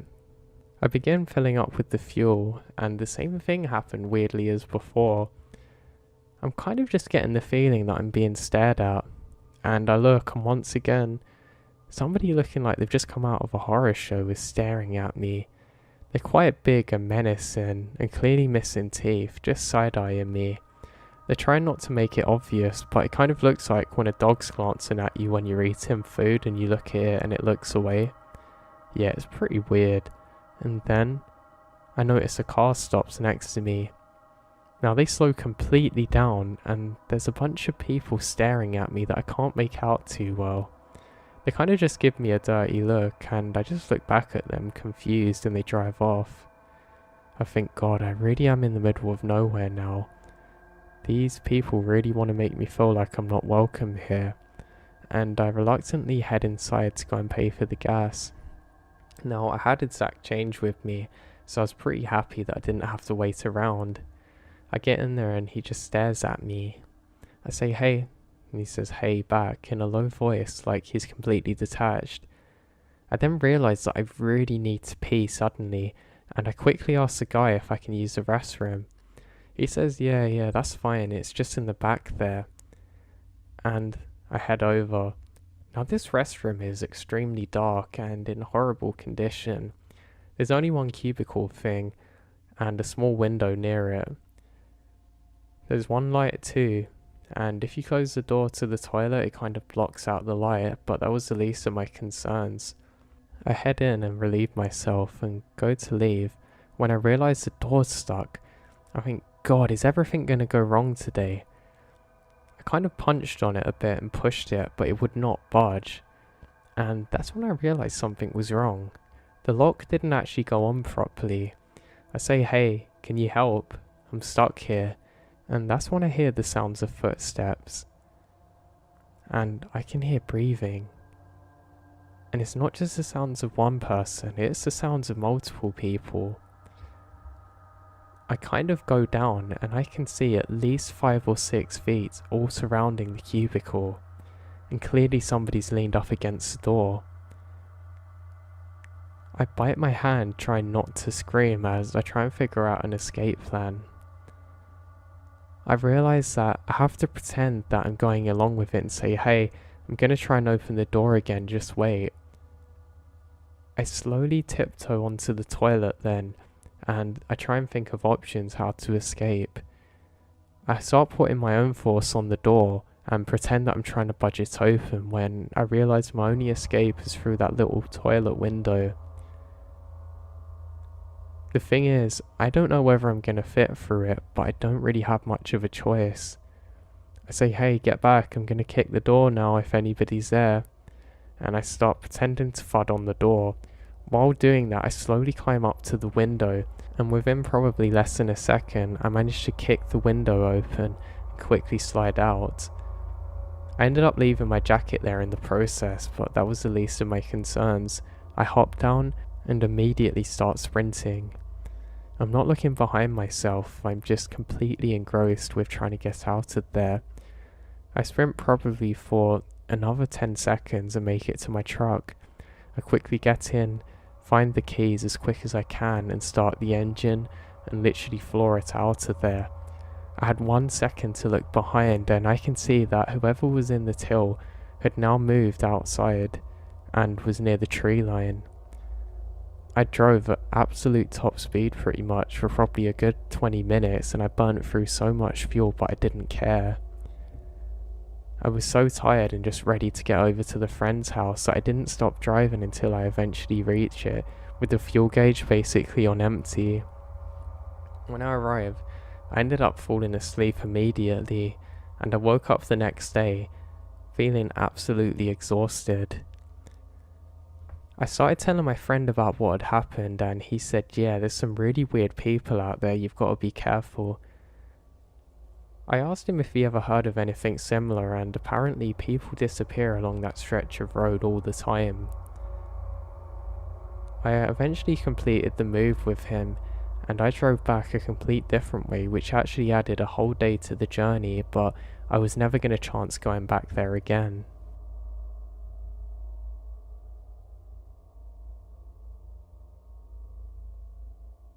Now, I've always wanted to try the car life thing after watching so many people who have done it before, travelling around the country, and I lived in Fort Lauderdale for 5 years and thought I would be stuck there and that was it. Then the pandemic hit and I checked my bank account and I was back paid thousands. Before I know it, I'm packing up all of my stuff and the landlord said I could leave all my furniture that was there and that's fine. I'm now on 95 heading north, laughing and actually leaving and couldn't believe it. I managed to get a hang of the whole car life thing and it seemed somewhat normal and comfortable being able to stealth park in different locations without detection. I had not done any off the grid stuff yet, but was more comfortable by the time I reached the lake, Tahoe. I was hiking and asked some guy with his dog, who's local, if I could sleep in my car because Tahoe seems tricky. He said that there was a place up the mountains called Hope Valley. It sounded good, so off I went. Now Lake Tahoe is already very high in altitude, so it was a few thousand feet higher than that.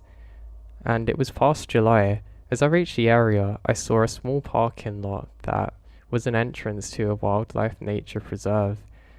It was closed and empty, so that would do.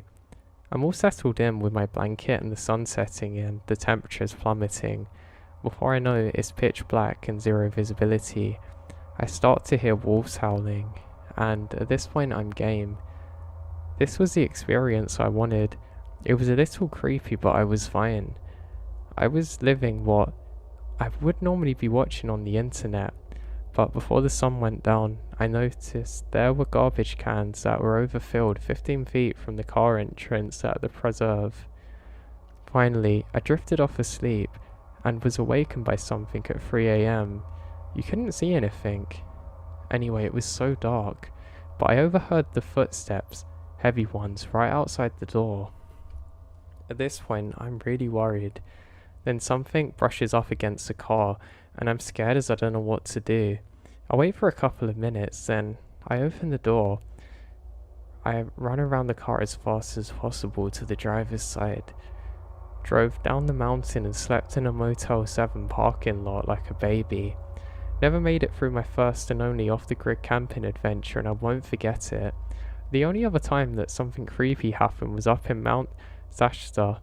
I drove halfway up the mountain, parked on the side of the road and got out and started walking into this trail. I made it about 70 yards in and I hear a low growl. I've never ran so fast in my life. The rest of the trip was the best I ever did in Montana.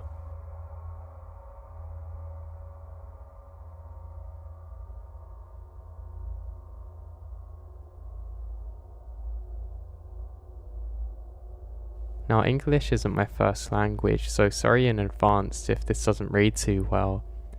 Now, I'd been working on a farm throughout the summer. I'd actually been living on site pretty much to save money, and because my truck was quite big. Now, I was very excited to get back home. The particular day come when I set off, and I said goodbye to the people I was working with because I knew I probably wouldn't see them again, because soon I'd be going to attend college, and I was excited for that. Up ahead of me was a long drive, and I was really looking forward to it, so I say my goodbyes and I set off.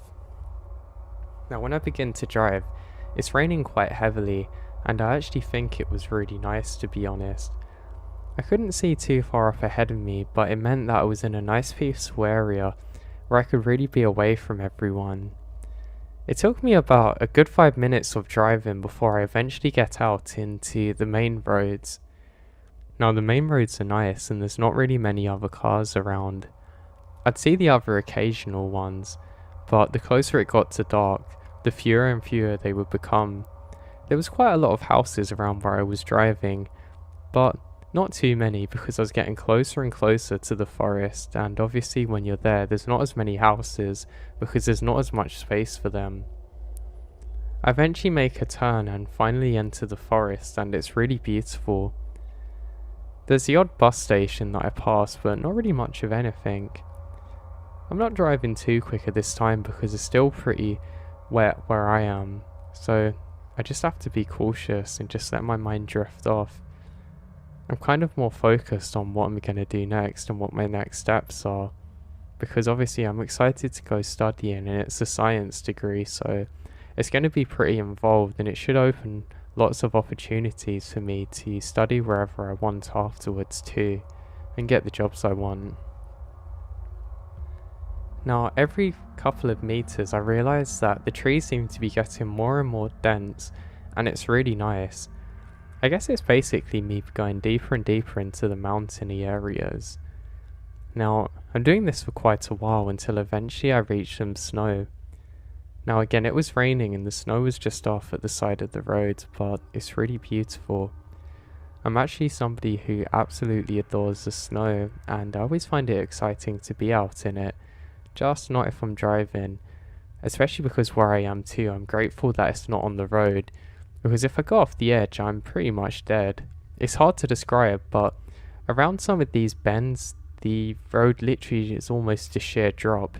Even some of the trees are sideways and they've just kind of adapted to it. But being a measly human, I wasn't adapted so well, so if I got into a car wreck here, you probably wouldn't be hearing me writing this story now. But thankfully I didn't.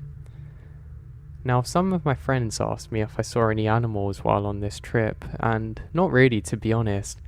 We do get deers and those kind of animals, but around here there wasn't much of anything. I guess they just stay away from the roads, and it's really a good thing. Now, as I'm driving, I can now see the mountains, and it's really beautiful. I'm actually driving more in the middle of the road now because I can see there's no other cars in front of me, and it's actually safer. If you're going around tight bends like this and you know you're on your own, you don't really want to be on the absolute edge, because obviously you don't want to be chancing it going off the side. Now I do this for a while until I encounter another car up ahead. This one looks really beat up, but I think no issue. It seems to be driving painfully slow at first, so I slowly at the next opportunity overtake it carefully on a wooden bridge. Now, as I'm driving, I've realised that it has its hazards on, and I stop too. I quickly fling mine on and I think, God, I wouldn't want to be stuck out here on my own.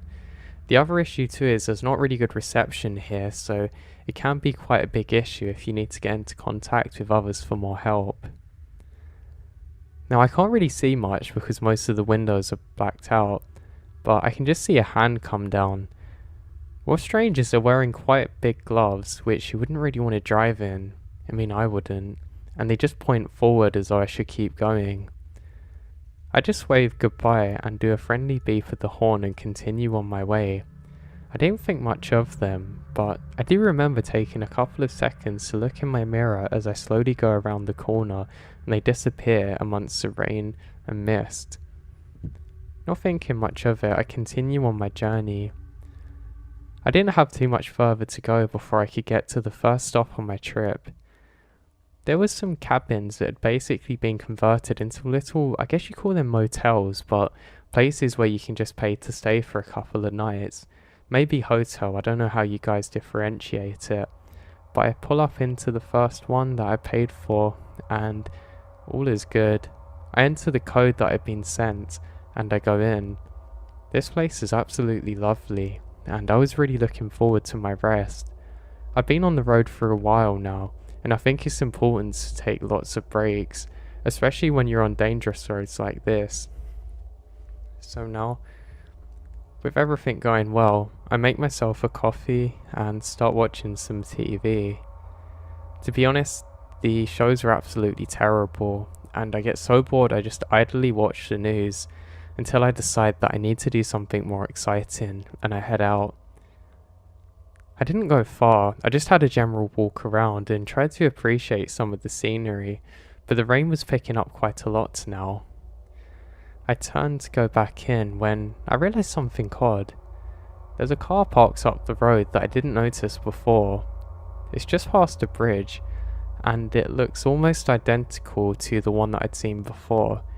In fact, I'm certain it is, but I didn't take a chance to check the registration plate. So I strain my eyes and try and notice it, but I realise I don't have one. I think maybe it's just some old beat up car somebody's abandoned there. I had decided that I should just head back in and not think too much of it. So I eventually drift off watching the boring news and wake up again, and I'm pretty happy. I make sure everything's nice and tidy, and I get back in my truck and continue on my way. It's still raining now, just not as bad as before, and as I pull onto the road, I glance behind myself and I see that there's no other car there now. So I think it's odd. I think maybe some of the scrap people wanted to do something with it and just left it there, but I don't know. I'm not really worried about it, more of my journey. So once again, I'm on the roads and the trees are actually more bright now, and I'm kind of in more of a loggers area at this point. I now make it into another, more densely wooded area, and the rain's really picked up and it's actually quite hard to see now. It's the kind of rain that if you stood outside with the wind would actually really hurt your eyes and is quite annoying. But all it means is I have to drive a bit more slow, but it really makes it immersive with your surroundings.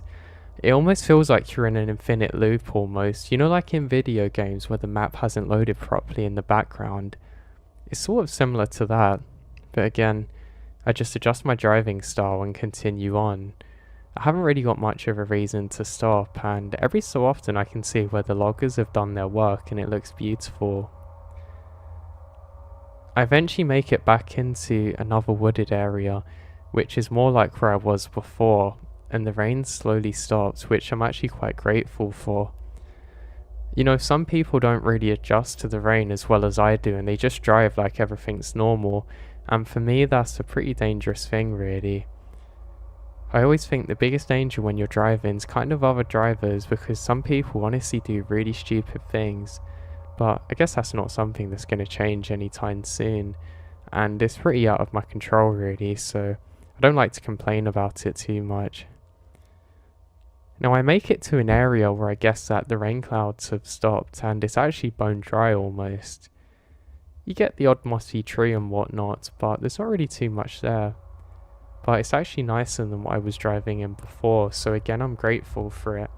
And I'm coming up to my second rest area. Now this area is actually quite good, and it's more of a modern building than a cabin. There's a few other people there too. I say hello and go into my room, and everything's normal basically at this point. I realise that again, there's not even anything to watch on TV. Not being able to bear watching the news idly, I just decide to go for a walk in the forest nearby. There's actually a trail path which is quite nice, so I head off into here. Now, as I set off, I realise that there's not many people around here. I know there's an odd bus that can come up this kind of hill thing, but I haven't seen one since the whole time that I've been in this area. And I do think this is odd, but again, I don't really live in a densely populated area, so again, this is kind of to be expected. I have some water with me, and I'm just carrying this in one hand while my phone in the other. I don't really know where I'm going, but I have a rough idea, and luckily my map service is working well. And I go to an area that's supposed to have a nice view, but there really isn't anything there. While walking, I stop to see if anybody's around, and I do notice one person. Strangely, they were walking and stopped the moment that I turned around and just kind of stood there perfectly still.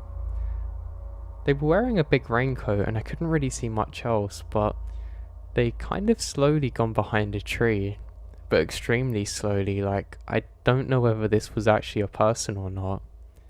It was pretty bizarre, but I don't think too much of it, deciding to continue on the loop to get back to where I'm staying. And I get back, and just settle in for the night, and nothing odd really happens here. End up waking up and getting in my truck again for the final leg of where I need to go. Now, while I'm in my truck, everything's as it should be, so I'm relatively content. I do notice a strange smell similar to gasoline, but I'm pretty convinced it's coming from one of the other cars in the lot here, and I set off on my way. Now, annoyingly, my phone decides to take me on a detour which is guiding me the rest of the way home, and it takes me through another forest. Now, this forest is not too heavily populated. By that I mean pretty much nobody here. There's kind of a path which goes through the middle of it, but it's not really the best built one. It's kind of like gravelly, but you know when the middle part of it's smooth and the sides are like little rocks or stones or whatever you call it? It's like that. And every so often I have to completely go onto the other side of this road to avoid trees which are half fallen. Nobody ever comes to really service the road clearly, and it's not the kind of place that you want to stop again. It's one of those where if you go off the side of the road, most of it's into little crevasses, or I don't know how you say it, but those things that you can just drop your car into and not come out of again. Kind of like in Jurassic Park maybe. But yeah, it's not really the best of conditions. And while you're driving, you actually kick up quite a lot of dust behind you, so it actually becomes quite difficult to see if anybody's approaching behind you. And the other issue I realise this will create is if another car's coming, all you're going to see is a big dust cloud ahead of you and just have to stop and hope they don't hit you. I was prepared though. I'd turn on my lights in the event of this happening, but it didn't. I go further and further, and I finally see a car park. Now, to my absolute surprise, I see that same car once again, the beat up one I'd seen before without a registration plate on it, which I do think is extremely bizarre, but I just convinced myself that this place is quite small and they're probably just going the same way that I am, and don't think too much of it. Deciding now that it's probably a good time to get out of the forest, I actually step on it a little bit. That's when I realised something strange. I don't seem to be getting any closer to the destination that I thought I was. It's almost like I've been going in a big circle, which is bizarre. I check my phone again, and I can't seem to get any signal, which is really annoying. I ended up pulling over at the side of the road, and I notice a new dilemma. I'm pretty much out of fuel, which is really strange, because I was convinced I had a full tank the night before almost, having recently filled it up, but now there wasn't anything there. Something else strange, one of my back tyres is out, which again was fine. I did look for a sign of a puncture, but I couldn't see anything, and I think, wow, this is really good. The thing was, I wasn't that far away from completing my journey, and I was half tempted to try and limp it. I mean, if I had the fuel I would, and if it was only the bad tyre, but this wasn't the case. So what I do now is I try and make some calls, but again I get no signal. It's starting to get dark now, and I realise that I probably need to get some sleep in. Annoyingly, I'm just kind of pulled over to the side of the road, so I decide to get back in my truck and try and take it further off the main road, because I don't really want a car to come speeding down here and hit me not seeing me, because obviously when I'm sleeping I won't have the lights on. So this is what I do, and I settle in, I had enough water and stuff like that, but it wasn't necessarily going to be comfortable because I had to recline the seat and just lay my clothes over me to stay nice and warm at night. It wasn't actually cold outside, which is really important, but it wasn't really comfortable sleeping. I realised I had to keep moving onto my side or I didn't feel very good. I'm one of those people where unless I sleep on a comfortable bed, I really have muscle and bone aches the next day. I start watching a show on my phone though, and again, that runs out, and without signal I can't load new ones. All of my downloaded ones had been watched before, so I decided to try and sleep. Now, I managed to sleep for about probably 2 hours, and then I'm woken again by sunlight. Now, as I start to slowly open my eyes, I can see a beautiful goldish glow everywhere, and I think this is a sunset that I actually want to appreciate, so I try and make myself wake up a bit more. Then I realise how warm it is too, and I can't wait to get outside. I don't really wake up too quickly and quickly down my water in an attempt to wake up quicker, and that's when I notice something odd. There is a distinct smell of burning, and it doesn't seem to be coming from very far away. I now sit up completely and look around, and through my blurry eyes, I can see something awfully wrong.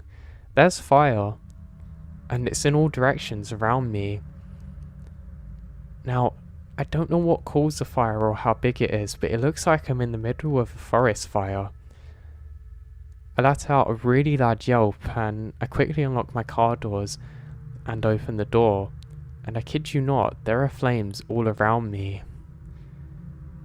Absolutely petrified and not knowing what to do, I quickly grab the remainder of my water and throw it towards the edge of the fire, where that I think I can see an opening, and thank God it actually worked. I jump through this gap and quickly sprint about another 20 meters before checking if there's anything on me on fire. That's when I notice a second strange thing.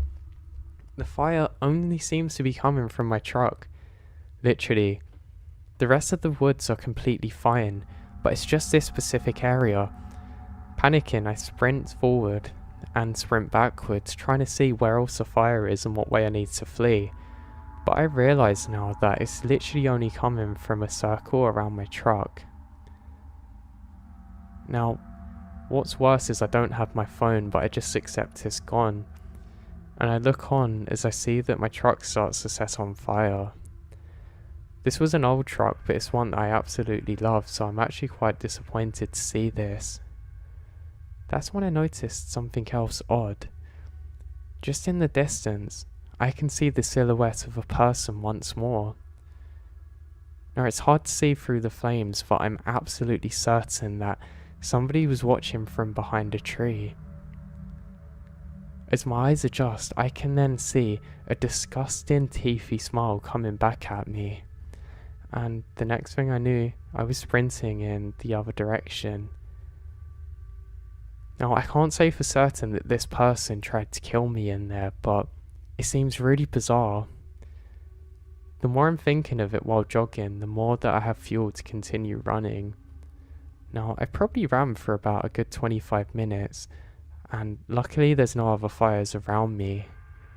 Occasionally I peer over my shoulder to try and see if anybody's following me, but luckily there's no one.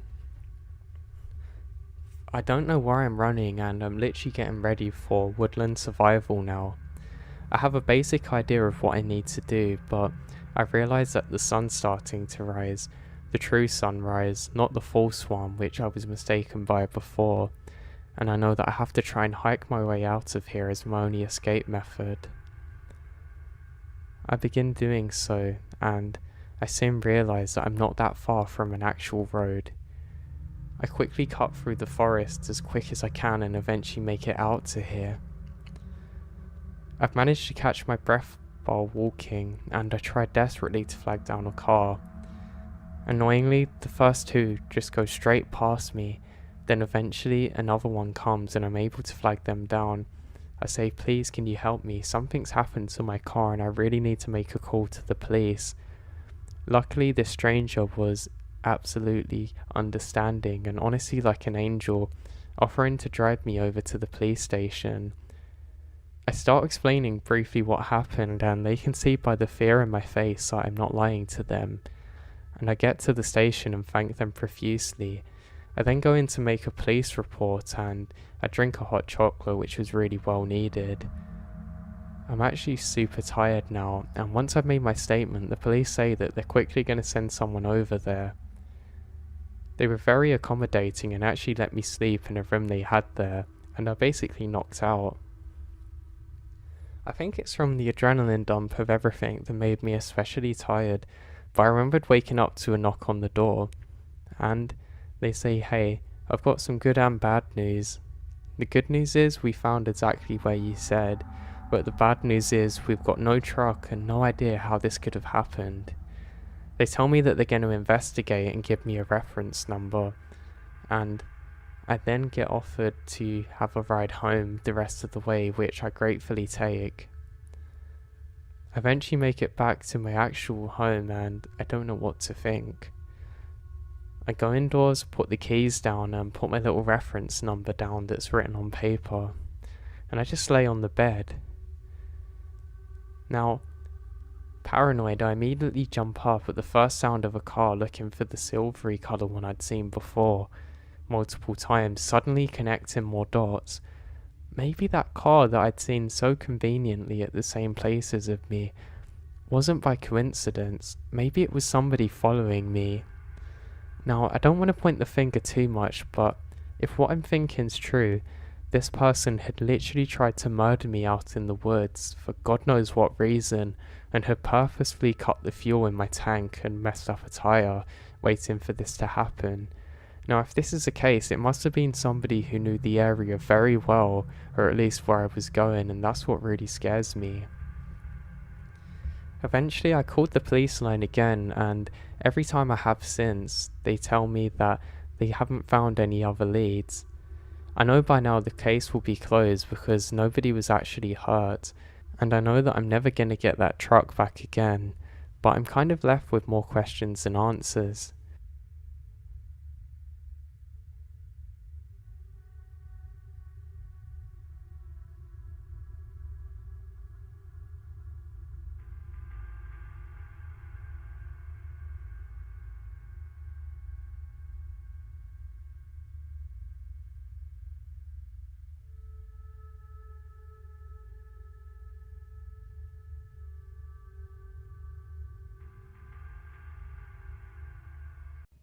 Hello everyone, I hope you're doing great today and enjoyed these stories.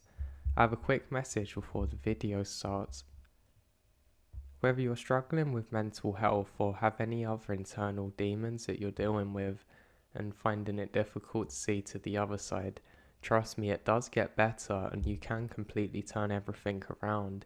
Even if it seems dark now, it's just a case of trusting the process and to keep going. I promise you, you can change everything even if you don't believe it yourself just yet. So just stay strong and stay in there. So that was my message for today. And make sure you check out my Patreon for early access to my videos and my podcast in the description below. I hope you're all doing great today and have a good week. Take care, I'll speak to you all soon. I was camping right beside a glacier at the top of a mountain in the middle of nowhere. It was the summer, but the cold air coming off the icy blue wall was amazing. Now we set up a stone wall to keep the cool air off our tent. We sat at our camp and watched a couple of mountaineers climb up it. The next afternoon we went to walk up to a waterfall and we returned to where our tents were and they're demolished. A huge chunk of ice actually fell down and hit directly where we were staying. If we had stayed there or were sleeping, we'd be dead for sure. Now, I'm somebody who loved to be in the outdoors and in the wilderness generally. I grew up very close to lots of different national parks, so being out in those kinds of places never really worried me, even if I was alone for that fact. Well, part of it must be because I actually descend from somebody who spent much of their life out there, my father. He was somebody who worked as a ranger for most of his life and he absolutely loved the job. Now, my story's not actually about him, but I'm just trying to build up a picture of who I am and the kind of things that actually worry me or don't. So, as you can imagine, it's more people that I guess I'm scared of because there's not too many things out there that I haven't encountered before. Now, I have a couple of experiences and I'd like to share a few with you, but I'll start with one of the most creepy and that I really can't explain. So, on one particular day during the winter, I was going on a hike on my own through a national park. Now, I'd done this lots of times before and never really had too many issues with the area that I went hiking on during this specific trip. You had to be careful during the winter months because obviously you're a lot colder naturally, but it was something I really learnt to deal with. Now, when I set out on this particular hike, for the first day everything was completely normal and I had a really good time. When I woken up the following morning for the next day, I realised it was noticeably colder and the atmosphere felt different. The forest, wow, I don't really know how to describe it other than just absolutely scenic. The trees cast beautiful shadows whenever there was sunlight piercing through the fog, and they were very tall, skinny trees that had lost many of their leaves due to the cold weather and obviously the season changing, but there was a few that still stayed strong, and they actually would throughout the entire season changing. There was lots of orange and yellow coloured leaves around me, so it looked really cool and Halloweeny, I guess. Now, that's nothing to do with this story, but again, I just want to set the picture for you. So I quickly gathered up all of my gear and my blue tent and continue on my hike. Everything starts off as normal. I'm actually quite glad to get away from people. I spent a couple of months for college actually living in a very built up area and it really does my head in at times. Some days I'll walk for miles and miles just to try and get away from people, but when you live in a major city it's pretty much impossible. And you often find that if you manage to get away from people, you actually end up in relatively dodgy areas and it's actually quite dangerous, so if you get the point, you never really get your own peace of mind or moments away from people. Not that I really have a problem with people, just sometimes you need to be with yourself and I to really get in with yourself and relax. So some of these things are on my mind while I'm walking, and I'm happy that I'm probably only ever going to encounter an animal on this trip. I haven't run into somebody so far, so I'm feeling confident that it's going to remain like this for the rest of my trip. At this point I'm walking downhill now, and I have to stop to drink some water. And I realise that the fog's picked up quite a lot now. I can't really see further than, let's say 10 or 20 metres ahead of me. It kind of looks like you're seeing the same trees because of it too, which is actually relatively disorientating, but I'm along a path where you can see lots of ATVs or similar vehicles have been. Now there's also some relatively high grass around me, which is actually very damp, and I'm actually having a problem keeping my pants dry because of this. Now it's a random point, but just as a note, I'm actually wearing a camouflage jacket because A, I can't really be bothered to encounter other people, and B, I think it looks cool. So this basically means if anybody's trying to watch me, they're going to have a really difficult time. That's why I'm a little off guard when I have the strange feeling that something's staring at me. It's something that I've experienced many times before, but I know it can't really be an animal because I haven't seen any for a while now, and I'm fairly big, and I'm pretty sure the animals that are known in this area are going to stay well clear of me. I ignore it and just continue on, actually picking up the pace a fair bit now. At the time I do actually have a mask on for the coldness of the winter, but I'm actually struggling to breathe quite a lot now because of the fog making it very damp in my mask. I take it off, and as I go down one section of a hill, I notice the fog seems to get extremely thick. This is to the point that if I was going to fall over and slide a bit, I wouldn't be able to see where I'm stopping until I'm pretty much there. Doesn't matter though, I just continue on. I notice now how the trees seem to have picked up too. A lot more lively than before, but this is actually comforting for me. I continue going downhill until eventually I'm met by more normal trees, in the sense that they're full of life and leaves, and I actually feel quite good. What's good here is that in this area of the forest there doesn't seem to be any fog really. I can probably see a good 60 meters ahead of me, and I feel really happy about this. That's when I notice it. There's some kind of carving on a bit of wood further up. Now no, I didn't panic and think it's a person staring back at me, and it wouldn't worry me again because my camouflage, but this is something really odd. I think maybe somebody's left it here as a joke or something, or just forgotten about it, so I head up on into the deeper part of the woods to investigate. And this is very bizarre. It appears to be about 50 years old and a complete wood carving with some faded white paint on it.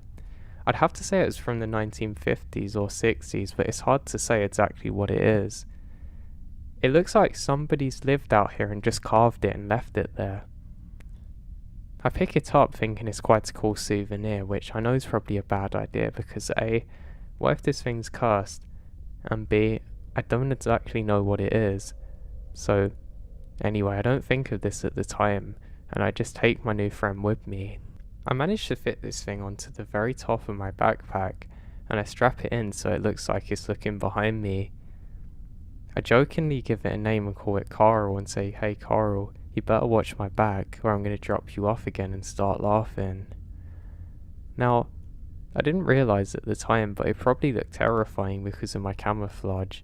It would just appear to be a floating head on the back of somebody's body walking through the forest mist. But I probably scared a few animals, so I guess that was a plus. And I guess if any mountain lion or similar creature come, it might scare them off, but anyway, I continue on. I completely forget about the small thing that I've just found, and I'm really taken away by the beauty of this area of the forest. I'm someone who really appreciates those things, but I also appreciate how cold it's getting now, and I end up jogging for a little bit. I decide that I don't want to go too far in to the point that I get lost, and I ended up staying for a few minutes just to capture my breath again.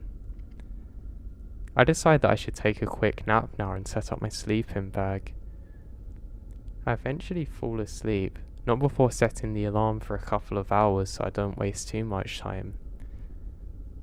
I wake up and see eyes staring back at me. I scream, and then hit myself as I realise what's happened. I wake up face to face with that stupid carving that I found, forgetting it was there and wondering who was staring at me. I say, "God, why did you have to scare me like that, Carl?" laughing, trying to reassure myself. I'm fairly happy now because much of the fog is cleared and I can actually see much better now. I put Carl into my backpack and I continue onwards. This time he's actually in cover, so I'm not scaring anyone with my camouflage. I notice again that the trees are getting much more lively here and it actually makes me feel a lot better. While I'm walking, I hear a very loud thud against a tree. It literally sounds like a boulder being thrown into some area of the forest, and a loud thump afterwards. I think this is really odd because I literally have no idea what made this sound. Worried that maybe somebody's got hurt, like I don't know who, I go and investigate like an idiot. I ended up walking quite far from where I originally started, and I actually get a little bit lost and can't figure out where I've come from. What's most strange though is none of the trees are disturbed whatsoever. Everything seems completely normal, and I'm now sure that I've stood exactly where the sound was coming from, and I can't see anything. I think maybe it was just something that is completely normal and explainable, and I continue on, with Carl in my bag. One strange thing though is that since this has happened, my eyes keep shaking. It's almost like if you're looking through a phone camera and somebody keeps hitting the side of the phone, making everything blurry for a second. It's really odd because it's something I've not experienced before and I just presumed it was dehydration. I stop and quickly start slamming my water. I continue onwards, and I notice something odd. There seems to be one more face just further up in the distance. I say, hey, we've got you a friend, jokingly, and tap my backpack, and I continue on. A little bit excited and stupidly, I jog on now, and I pick this up again. It looks exactly like the one I've already found, and I'm sure somebody's left it here for their friend. I go to reach into my backpack to make some space for it, and I realise that coral is gone. That doesn't make sense. It was in my backpack just a few minutes ago, and this one looks exactly the same, but how can that be? This can't possibly be coral because I was literally holding him with me the whole time. I say, sorry buddy, maybe it's time to just leave you here. I quickly put it back where I left it and I start jogging a bit to get away from it. Now yes, this could have easily been me, just not realising I put it down somewhere, but I don't have any memory of it. And one thing that dawns on me suddenly, which is really unexplainable, is how when I fell asleep, I woke up with that thing facing me. I 100% left it in my backpack, half tucked in, so it shouldn't have been facing me directly when I woke up. Maybe I'd moved it in my sleep, but I've never done that before, and I was also in my sleeping bag. It's not time for me to dwell on such things, and I continue forward. I'm feeling pretty unsettled now, and I've noticed something really strange. Just off in the horizon, there appears to be an absolutely massive figure moving just off in the distance. It's as big as a tree, but literally moving. I look to my left and right to make sure it's not something wrong with my eyes and look up again, and sure enough, there is some very tall menacing figure moving off ahead of me. I manage to convince myself that this can't be right, and I just head off in the opposite direction to where I was heading. I turn around for a second to catch more glimpses of it, and it's gone. This is really bizarre and something that I still can't explain. I like to think maybe it was a tree falling and that's what the sounds are, but this literally looked like a giant moving through the woods. It's really odd. I mean, to the point that I even question my own sanity over it, but I digress. Now luckily for me, I make it back onto the rough area that I know. I take a right and move past a tree that appears to be shaped more like a skeleton. I think this is really odd, and I stop to investigate it. What's really bizarre is this is another carving of what appears to be human remains. It's really odd. It looks like it's from much further ago than the original head that I found, almost like Native American era. It's hard to describe. This thing is clearly not old, but it appears to be years old. I realise something's wrong now and I head off again, trying not to think of everything while not connecting dots in my head because I know it's going to make me panic. Now once again, I hear something fall, very large in the distance. Now could this be some kind of giant chasing me? I doubt it.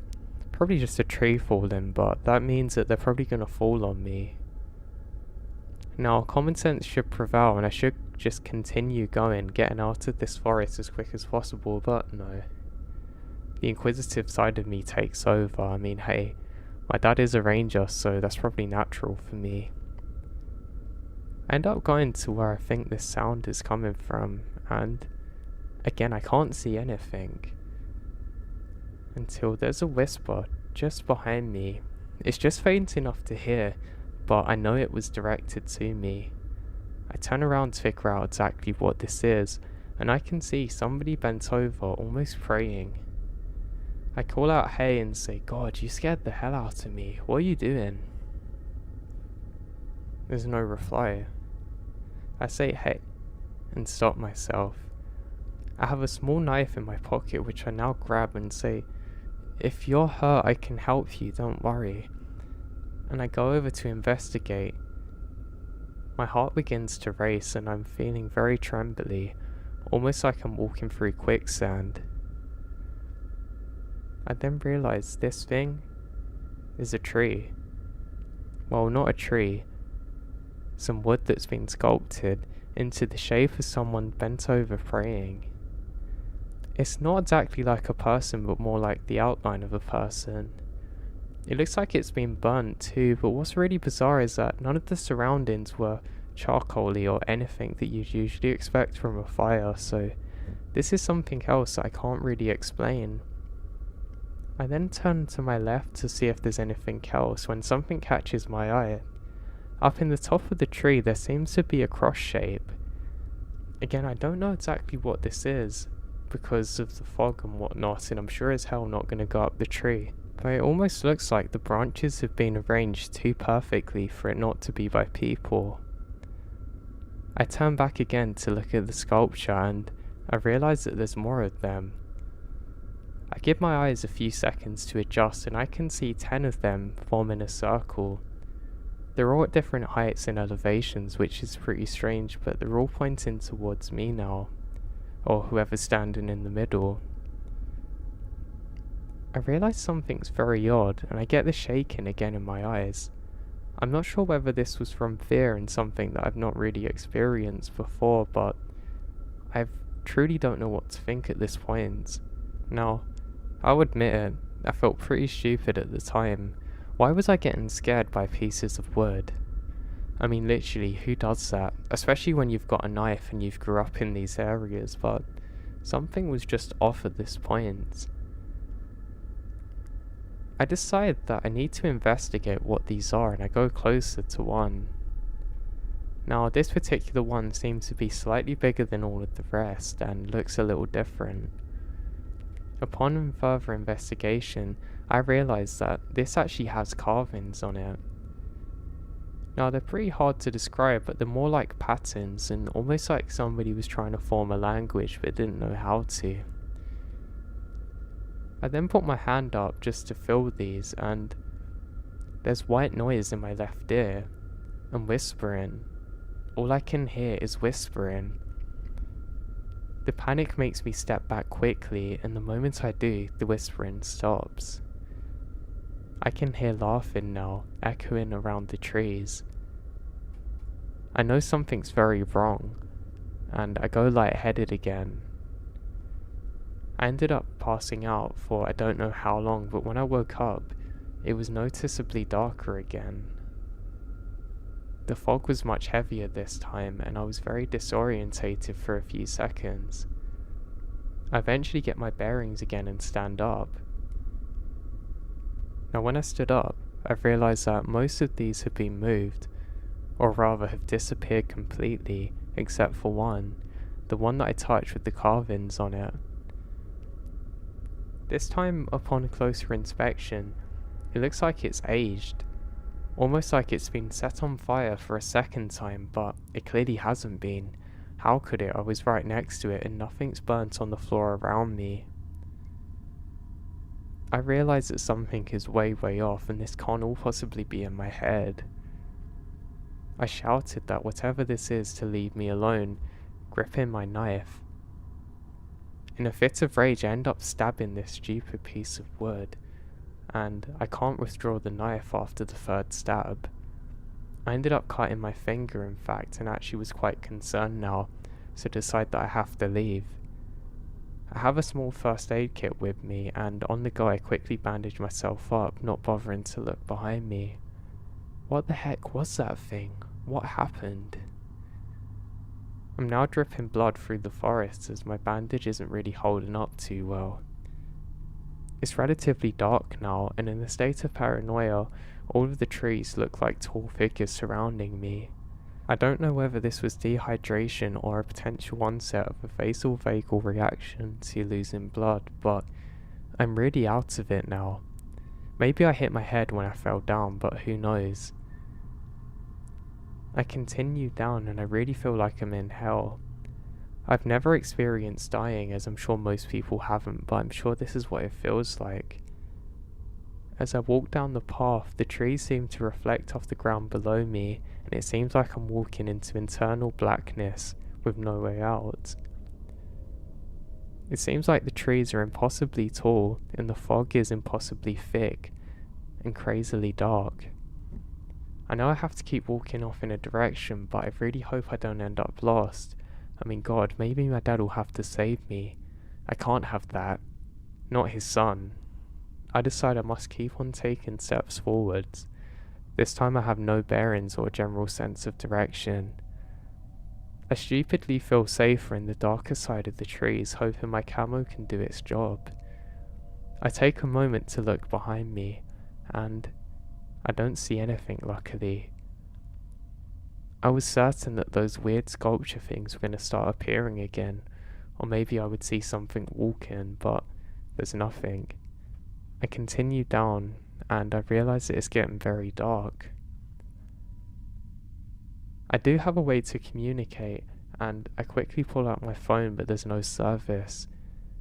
What's worse is the battery dies after a few minutes because of the damp. I now realise that I'm probably going to have to camp out here alone. But where? Where's safe now? I'm also very worried about my cart getting infected, and it's never going to stay dry because of the fog and the dampness, but with the darkness at its onset, I don't really have a choice. I can see a general clearing that I can go and set up camp in, but I decide I should actually try and hide now. I go near a fallen tree and set up a small tarp, and make sure that I'm very well hidden. I keep all of my camo gear on, and then I black out. I can remember waking up the following morning to not a bright sunny day, but fog everywhere. But it's not as bad this time. I actually feel much better now, and thankfully my sleep was entirely uneventful. My bandage is completely saturated now, and I have to change it over to my last one, and I continue until eventually I find a path that I know should lead me back to civilization. I can see the sun slightly penetrating through the trees, which is actually reassuring. But then, I can hear it, the sound of something large falling again. Just very far off this time. I have some comfort in knowing that I must have got a long way from where I started, but not in the sense that I don't know where I'm going now. I feel trapped and panic until eventually I can see a road. I ended up sprinting towards it and screaming, trying to get cars to stop, but the first one doesn't. I must have looked like an absolute maniac, especially wearing my camouflage, and I realised that I need to calm down. I glance over my shoulder once again, and I can see a very tall outline of a figure with stick legs staring at me. I take a second before I realise that it's just a tree, and I say God and slap myself to try and snap out of it. Eventually another car comes past and I'm able to flag them down. They say, God, are you okay? What happened? How long have you been out there? Clearly concerned by the way that I appear, but I tell them not to worry. Nothing happened, I'm fine, I've just ran out of supplies, and they eventually agreed to take me over to the next town. I end up staying there in a hotel for the night, and eventually catch a ride to go and get my car, and drive out of there. I eventually make it back to safety, and I tell my dad about what had happened because I don't know who else to talk to. I know for a fact that he's probably the only one that's going to believe me, and what my dad said really chilled me to the bone. He's heard stories from other rangers about when they've been on patrols or whatnot and have stumbled into ancient Native American artifacts and whatnot, and emphasise the importance of never touching them or playing with them. Yeah, thanks Dad. I definitely needed to learn that one right now from you. But he says don't worry about it, and he doesn't doubt for a second what I saw. He says even he's seen some tall things walking off in the distance that almost appear like giant creatures or large pencils. But he just puts it down to not knowing what's out there in the woods, and I guess that's true in a sense. We really don't know what's out there in the woods, and I think there's some things that it's best not knowing or disturbing. I just wish I hadn't have been so stupid in the fact that I'd messed around with whatever I found out there, and I always knew for the future and even to this day that I must respect the forest and nature because we live there but we don't own it, and it's very easy for us to forget that at times. Please don't make the same mistake that I did.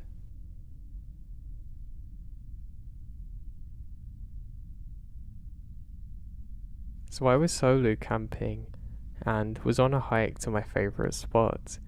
I saw what appeared to be a man holding a massive rock in one hand and a knife in the other facing me. It's pretty weird, but other bushcrafters have been known to set up camp there too. I hit him with a standard "Hey man" and wave. I get a bit closer and it looks like it was just a rock, so I laughed it off and turned around and started walking away. A rock then whizzed by my right ear, fast enough and big enough to really hurt me if it hit me. I turned around to see where the rock had come from, and the figure I'd seen wasn't standing there anymore. A few years back, I went camping with two buddies in the mountains near Lake Tahoe. We hiked about 2 hours with our packs to a small lake and set up camp. All was normal during the day. We made some hot dogs and beans and then stayed up until it was dark to watch the stars. Once it was dark out, we hiked up to the top of a large boulder to get a vantage point to see the stars over the trees. I recalled that there was no moon out that night because we could see the stars so clearly due to the limited ambient light, and we're pretty far out so there's no background noises or lights from humans. Once our eyes are adjusted after an hour and a half or so, we could see all the stars and even some satellites slowly moving across the sky. So note, it's very dark out with no moon, which is going to be important later. So, after a couple of hours of stargazing, we head down to our tents and set up right by the lake. We have a 2-person tent for the 3 of us. Now my 2 friends shared one tent and I was alone in another one. We set up tents right next to each other on top of the same flat spot. I fell asleep relatively easily because I was tired from hiking and exploring all day, and because it was so dark. I like sleeping in the dark though. However, at about 3 or 4 AM, I wake up to a rustling on the side of my tent. I'm half asleep and dazed. I'm not sure if it's just a wind or something. I keep listening and realize that something is brushing against the side of my tent and it sounds like a large animal pushing its nose up against it, sniffing. The sound is coming from the side of my tent right next to my head, so I can hear it super clearly. At this point my heart's racing and I'm lying frozen in my sleeping bag hoping that whatever it is outside will leave me alone. I think about calling out to my friends in their tent, but I don't want to startle or anger whatever is outside, so I decide just to keep lying still, hoping it will leave. My mind is going through every possibility and then I realize what it is. We set up our tents earlier in the day and there wasn't much flat space, so we put up our tents close to each other.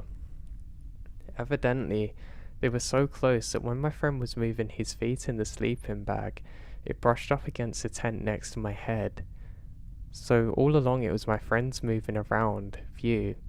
However, the weird stuff doesn't really stop there, and I realized that this next part was weird once we had left the next day and I'd gone home.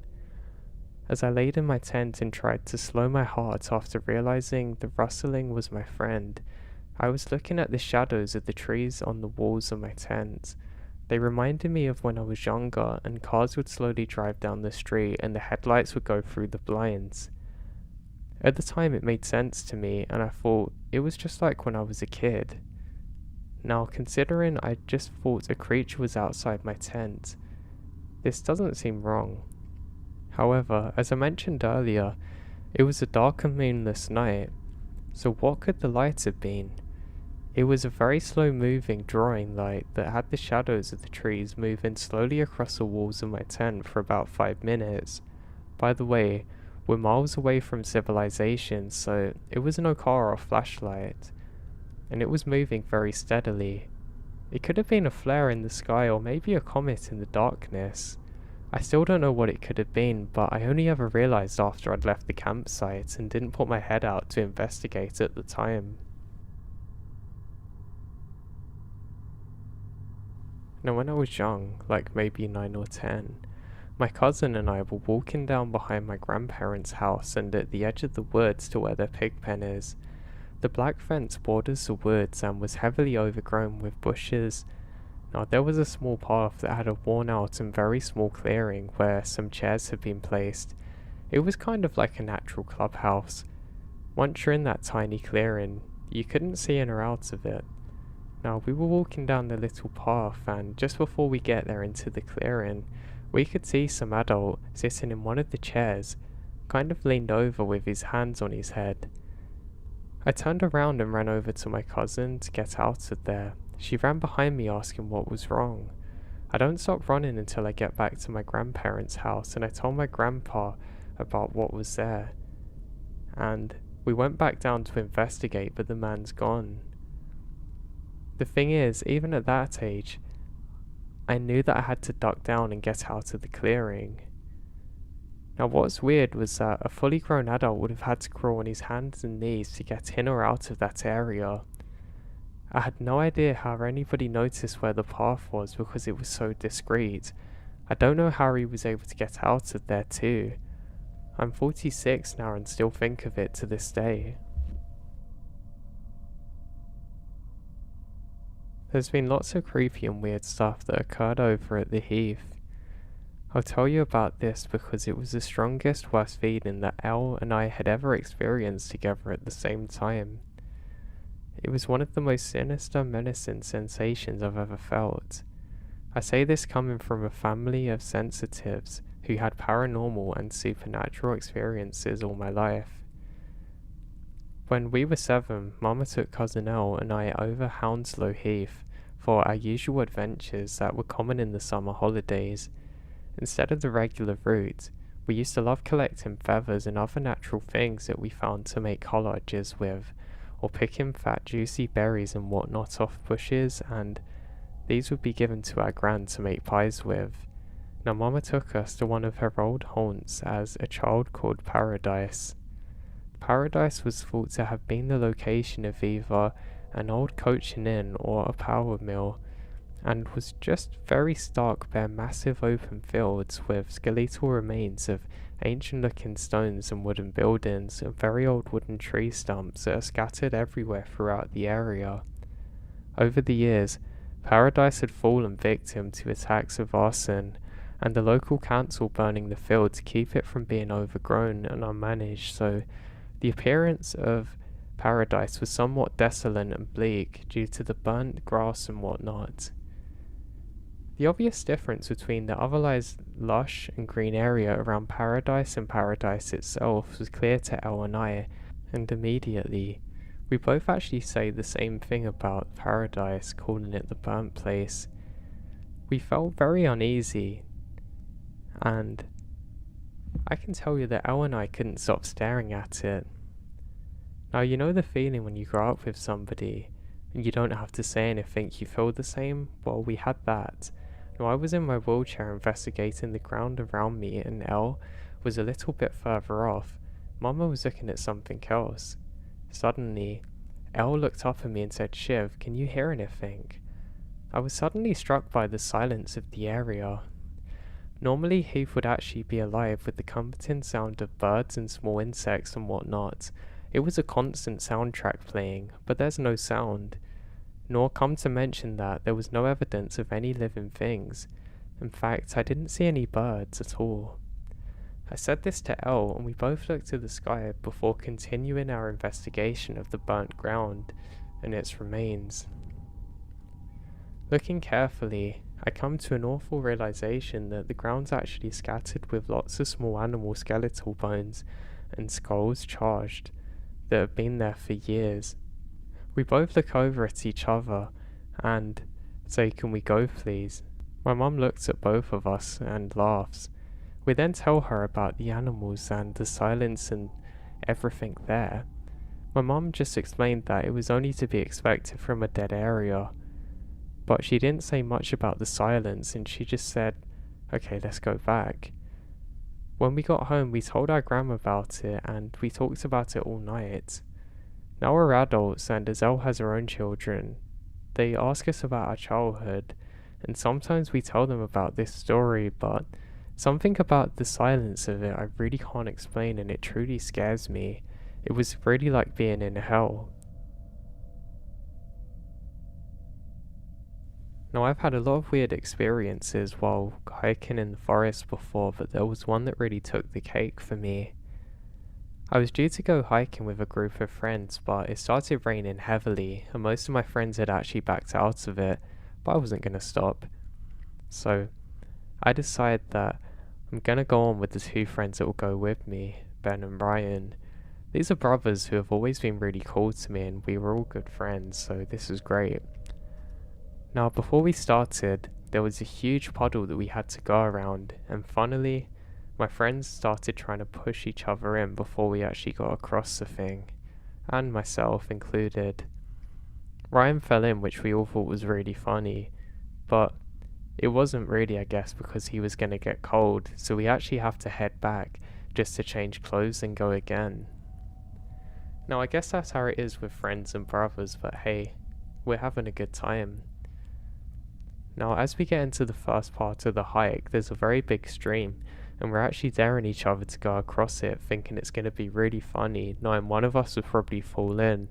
But even our own stupidity had limits, and we weren't going to go into that stream.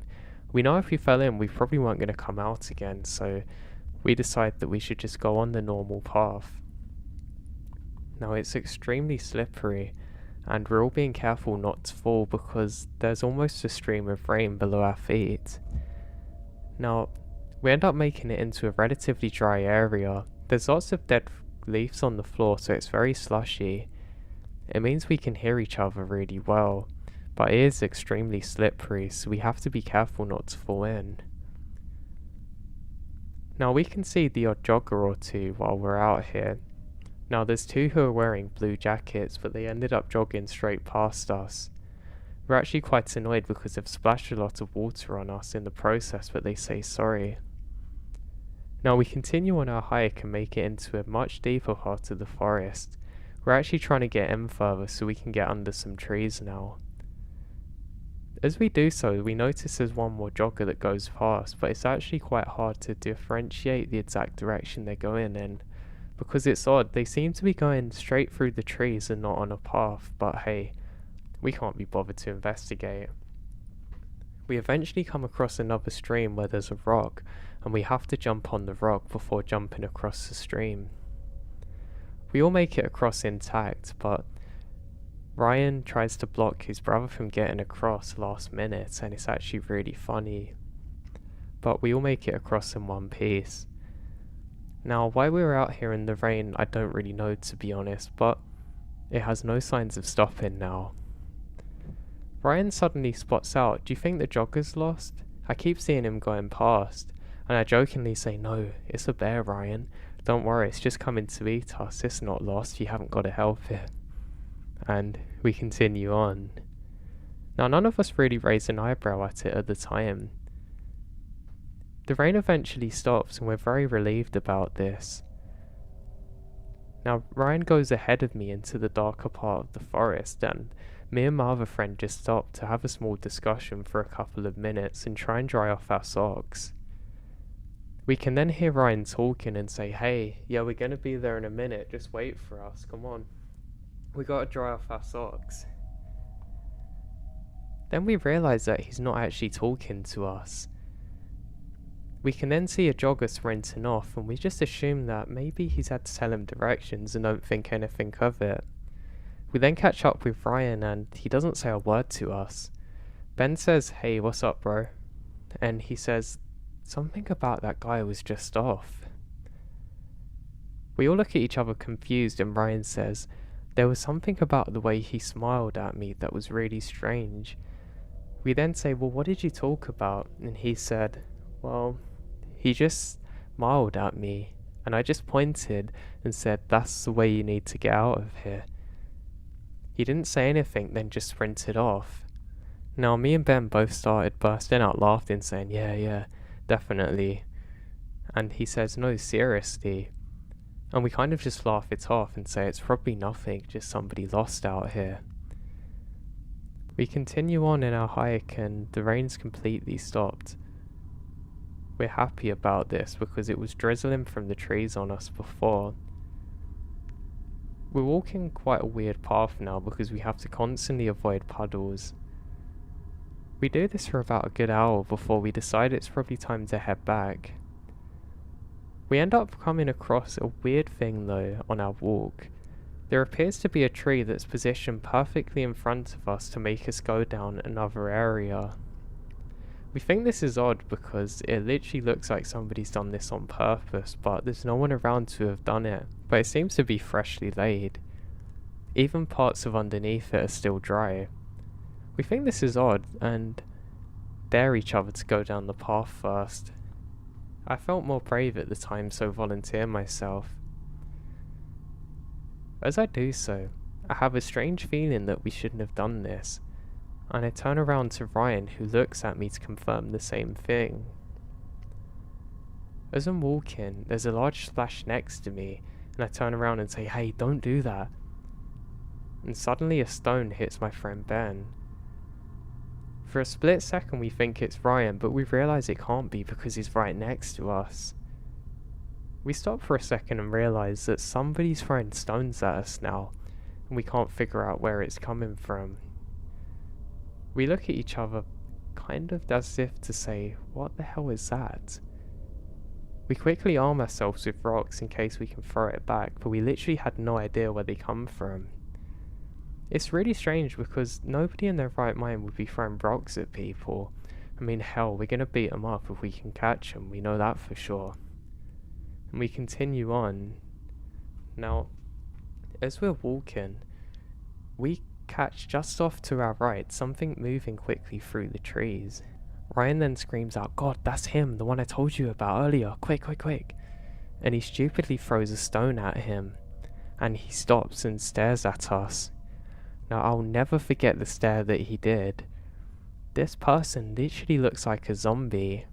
His face is almost completely white. His teeth are yellow to contrast it, and his eyes seem too far sunk into his head. He's wearing a weird dark kind of uniform that's hard to describe. It looks like robes, but kind of greenish tinges around the edges, if that makes sense. He doesn't say a word. The next thing we know, we can hear an absolutely horrifying scream sound coming from him. It sounds too loud to be human. Now what happened next, I can only describe as I saw it, and it's something I don't question because the other two saw the same thing. Now whatever this she is, it seemingly floats the next 2 meters down towards us. Yes, float. Not walking over the rocks, but floating. Yeah, they could have been walking weirdly and tiptoeing through the rocks, but I swear to you this was almost like they were floating with a dark robe, covering their feet, still letting out that horrifying screaming sound towards us, only now smiling. As you can imagine, that was our cue to get out of there. Luckily all of us are relatively fit, so we actually managed to go quite a good jog in a U-turn kind of shape. We make it onto the path that we've come from, and none of us bothered looking behind us. We have to run and jump over a stream, and Ben hilariously but terrifyingly falls in. We quickly drag him up because it's very dangerous, because if he falls down he could literally get carried away into a stream.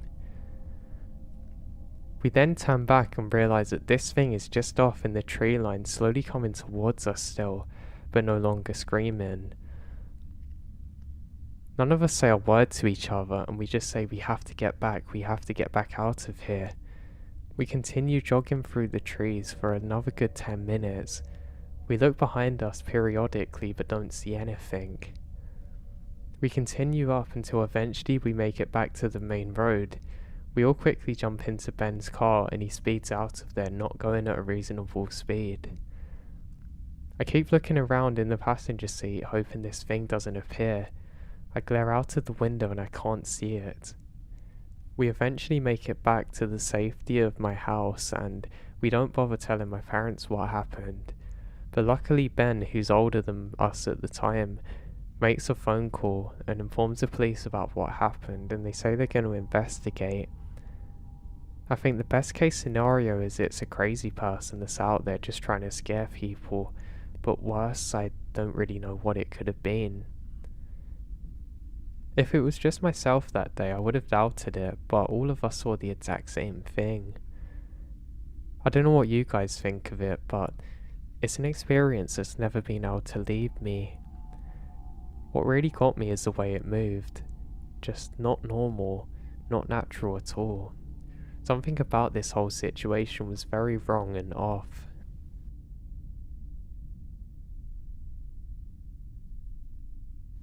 Hello everyone.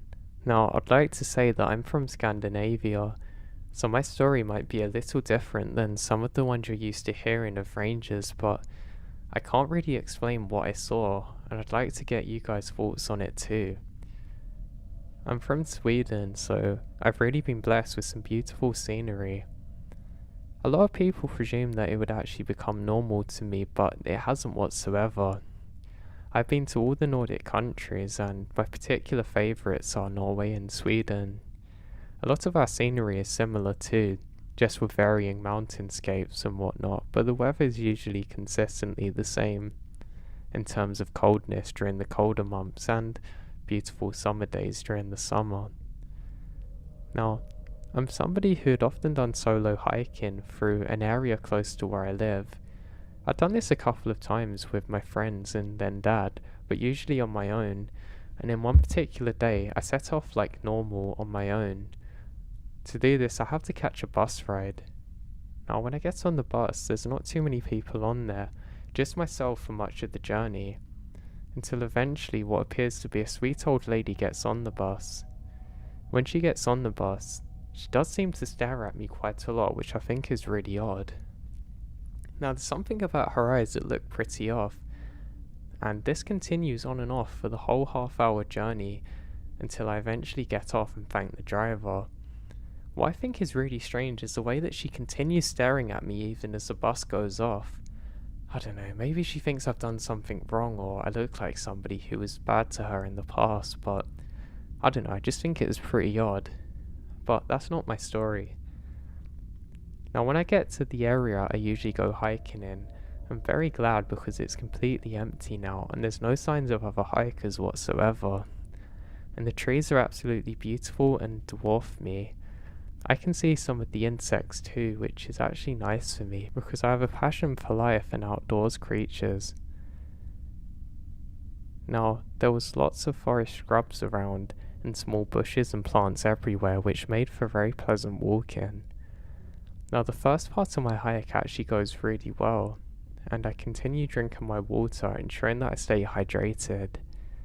Now I have to be careful in one particular area because the hill is very steep, and if I were to fall, I don't know how long it would take until I reach the bottom. I mean heck, that's if I ever do.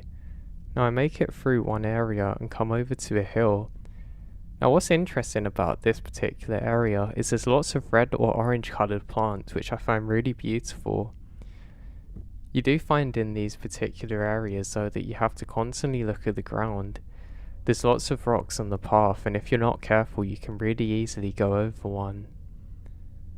I take a moment to stop and admire the beauty of the place when a hiker comes past saying, hey, did you see that thing? I say, hey, what's wrong? He says, that thing in the sky is crazy. I think, yeah, this guy's clearly off his head, and I just let him go off on his own. He continues talking, saying it's crazy, the thing in the sky, like he's carrying on the conversation with me, but I'm not there. I don't let it bother me too much though, and I continue on. I can see a beautiful lake not far off from where I'm sitting and a mountainscape just behind it. This is truly beautiful and I take in some time to admire it and finish off the rest of my tea before I continue onwards. Now on this particular hike, my plan was never actually to stay the night but to head back, because I have some homework I have to do when I get in, so I'm constantly present and being careful of my time.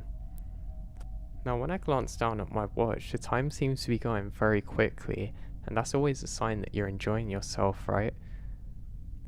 So I continue onwards.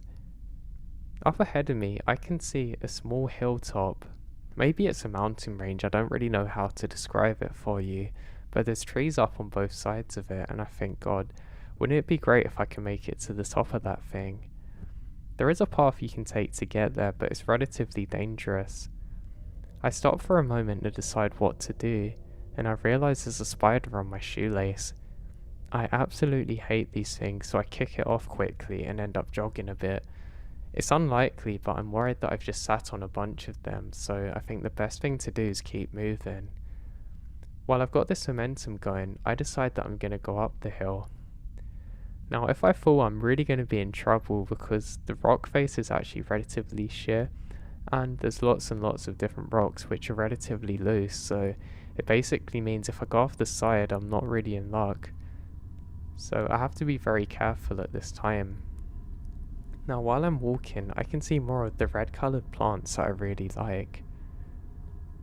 I'm probably about 2 hours off getting to the top of this thing, and I decide that, yeah, I'm gonna go for it. It's not really the best of ideas, but I go for it. I eventually make it towards the top, and my god, the view's absolutely beautiful. I decide that I should just wait here and watch the sunset. I wait for a couple of minutes and I can't figure out where the sun is. I then embarrassingly and stupidly realise that the sun's already set, and my incredible self didn't realise that it had, and I was waiting here getting cold. I now realise that it's time to head back home, and I turn to leave. Just as I do so, I see a flashing light out of the corner of my eye. I've rubbed my eye for a second, thinking that maybe something's hit it, like a stone that I haven't realised from somewhere higher up than where I am currently, but I realise that's not possible. I then see a blue flashing light in the sky. Now, this thing was much brighter than anything else I've ever seen before. It's almost impossibly bright. And what's one beam seems to become two, then three. They start hovering up and down and seem to be closing in to where I am. Now, I haven't taken any drugs or anything. I never have. But I know I shouldn't be seeing this. I consider maybe there's something wrong with my eye and look away, then back again, and I realise that the lights are coming closer. I decide to jog down the hill as quick as possible, trying to get away from these things. As I'm jogging, I can see another one of those just up to the right, seemingly landing on top of the hill. I stop for a moment in absolute amazement as what appears to be two very tall figures come out of it and stand staring at me until the light vanishes, but they don't. I turn around and the other lights have gone, but I can still see those giant figures on top of the hill. And when I say giant, I mean they must have been at least 12 feet tall, and they're very tall stick-like creatures. That's not really a good situation, I say to myself. They then turn round and go down the side of the hill. Oh boy, this isn't good. They're going towards the exit that I need to go to, and God knows if there's more of these things. I ended up jogging back down the hill as quick as I possibly can, doing my best Usain Bolt impression. I stupidly don't look where I'm going and ended up falling over completely, luckily catching myself in a small tree. It hurt like heck, and there was actually spiders on me, which I probably hated more than anything. It actually made me worry so much I forgot about those tall things. I ended up doing a light jog until eventually I make it back to the bus stop. Now, there's no sign of anyone until I suddenly see that crazy guy again, going off down another area of the hill, and it suddenly hits me.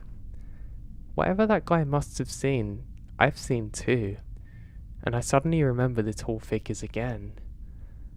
I'm completely shaken up by this experience, and I speak to the bus driver when the bus eventually comes, constantly looking behind me saying, "God, you've got to tell me you saw that thing too."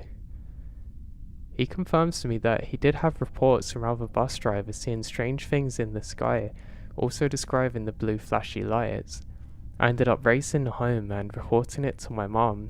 We looked all over the internet, all over the news, expecting to see some kind of alien invasion of Earth, but nothing.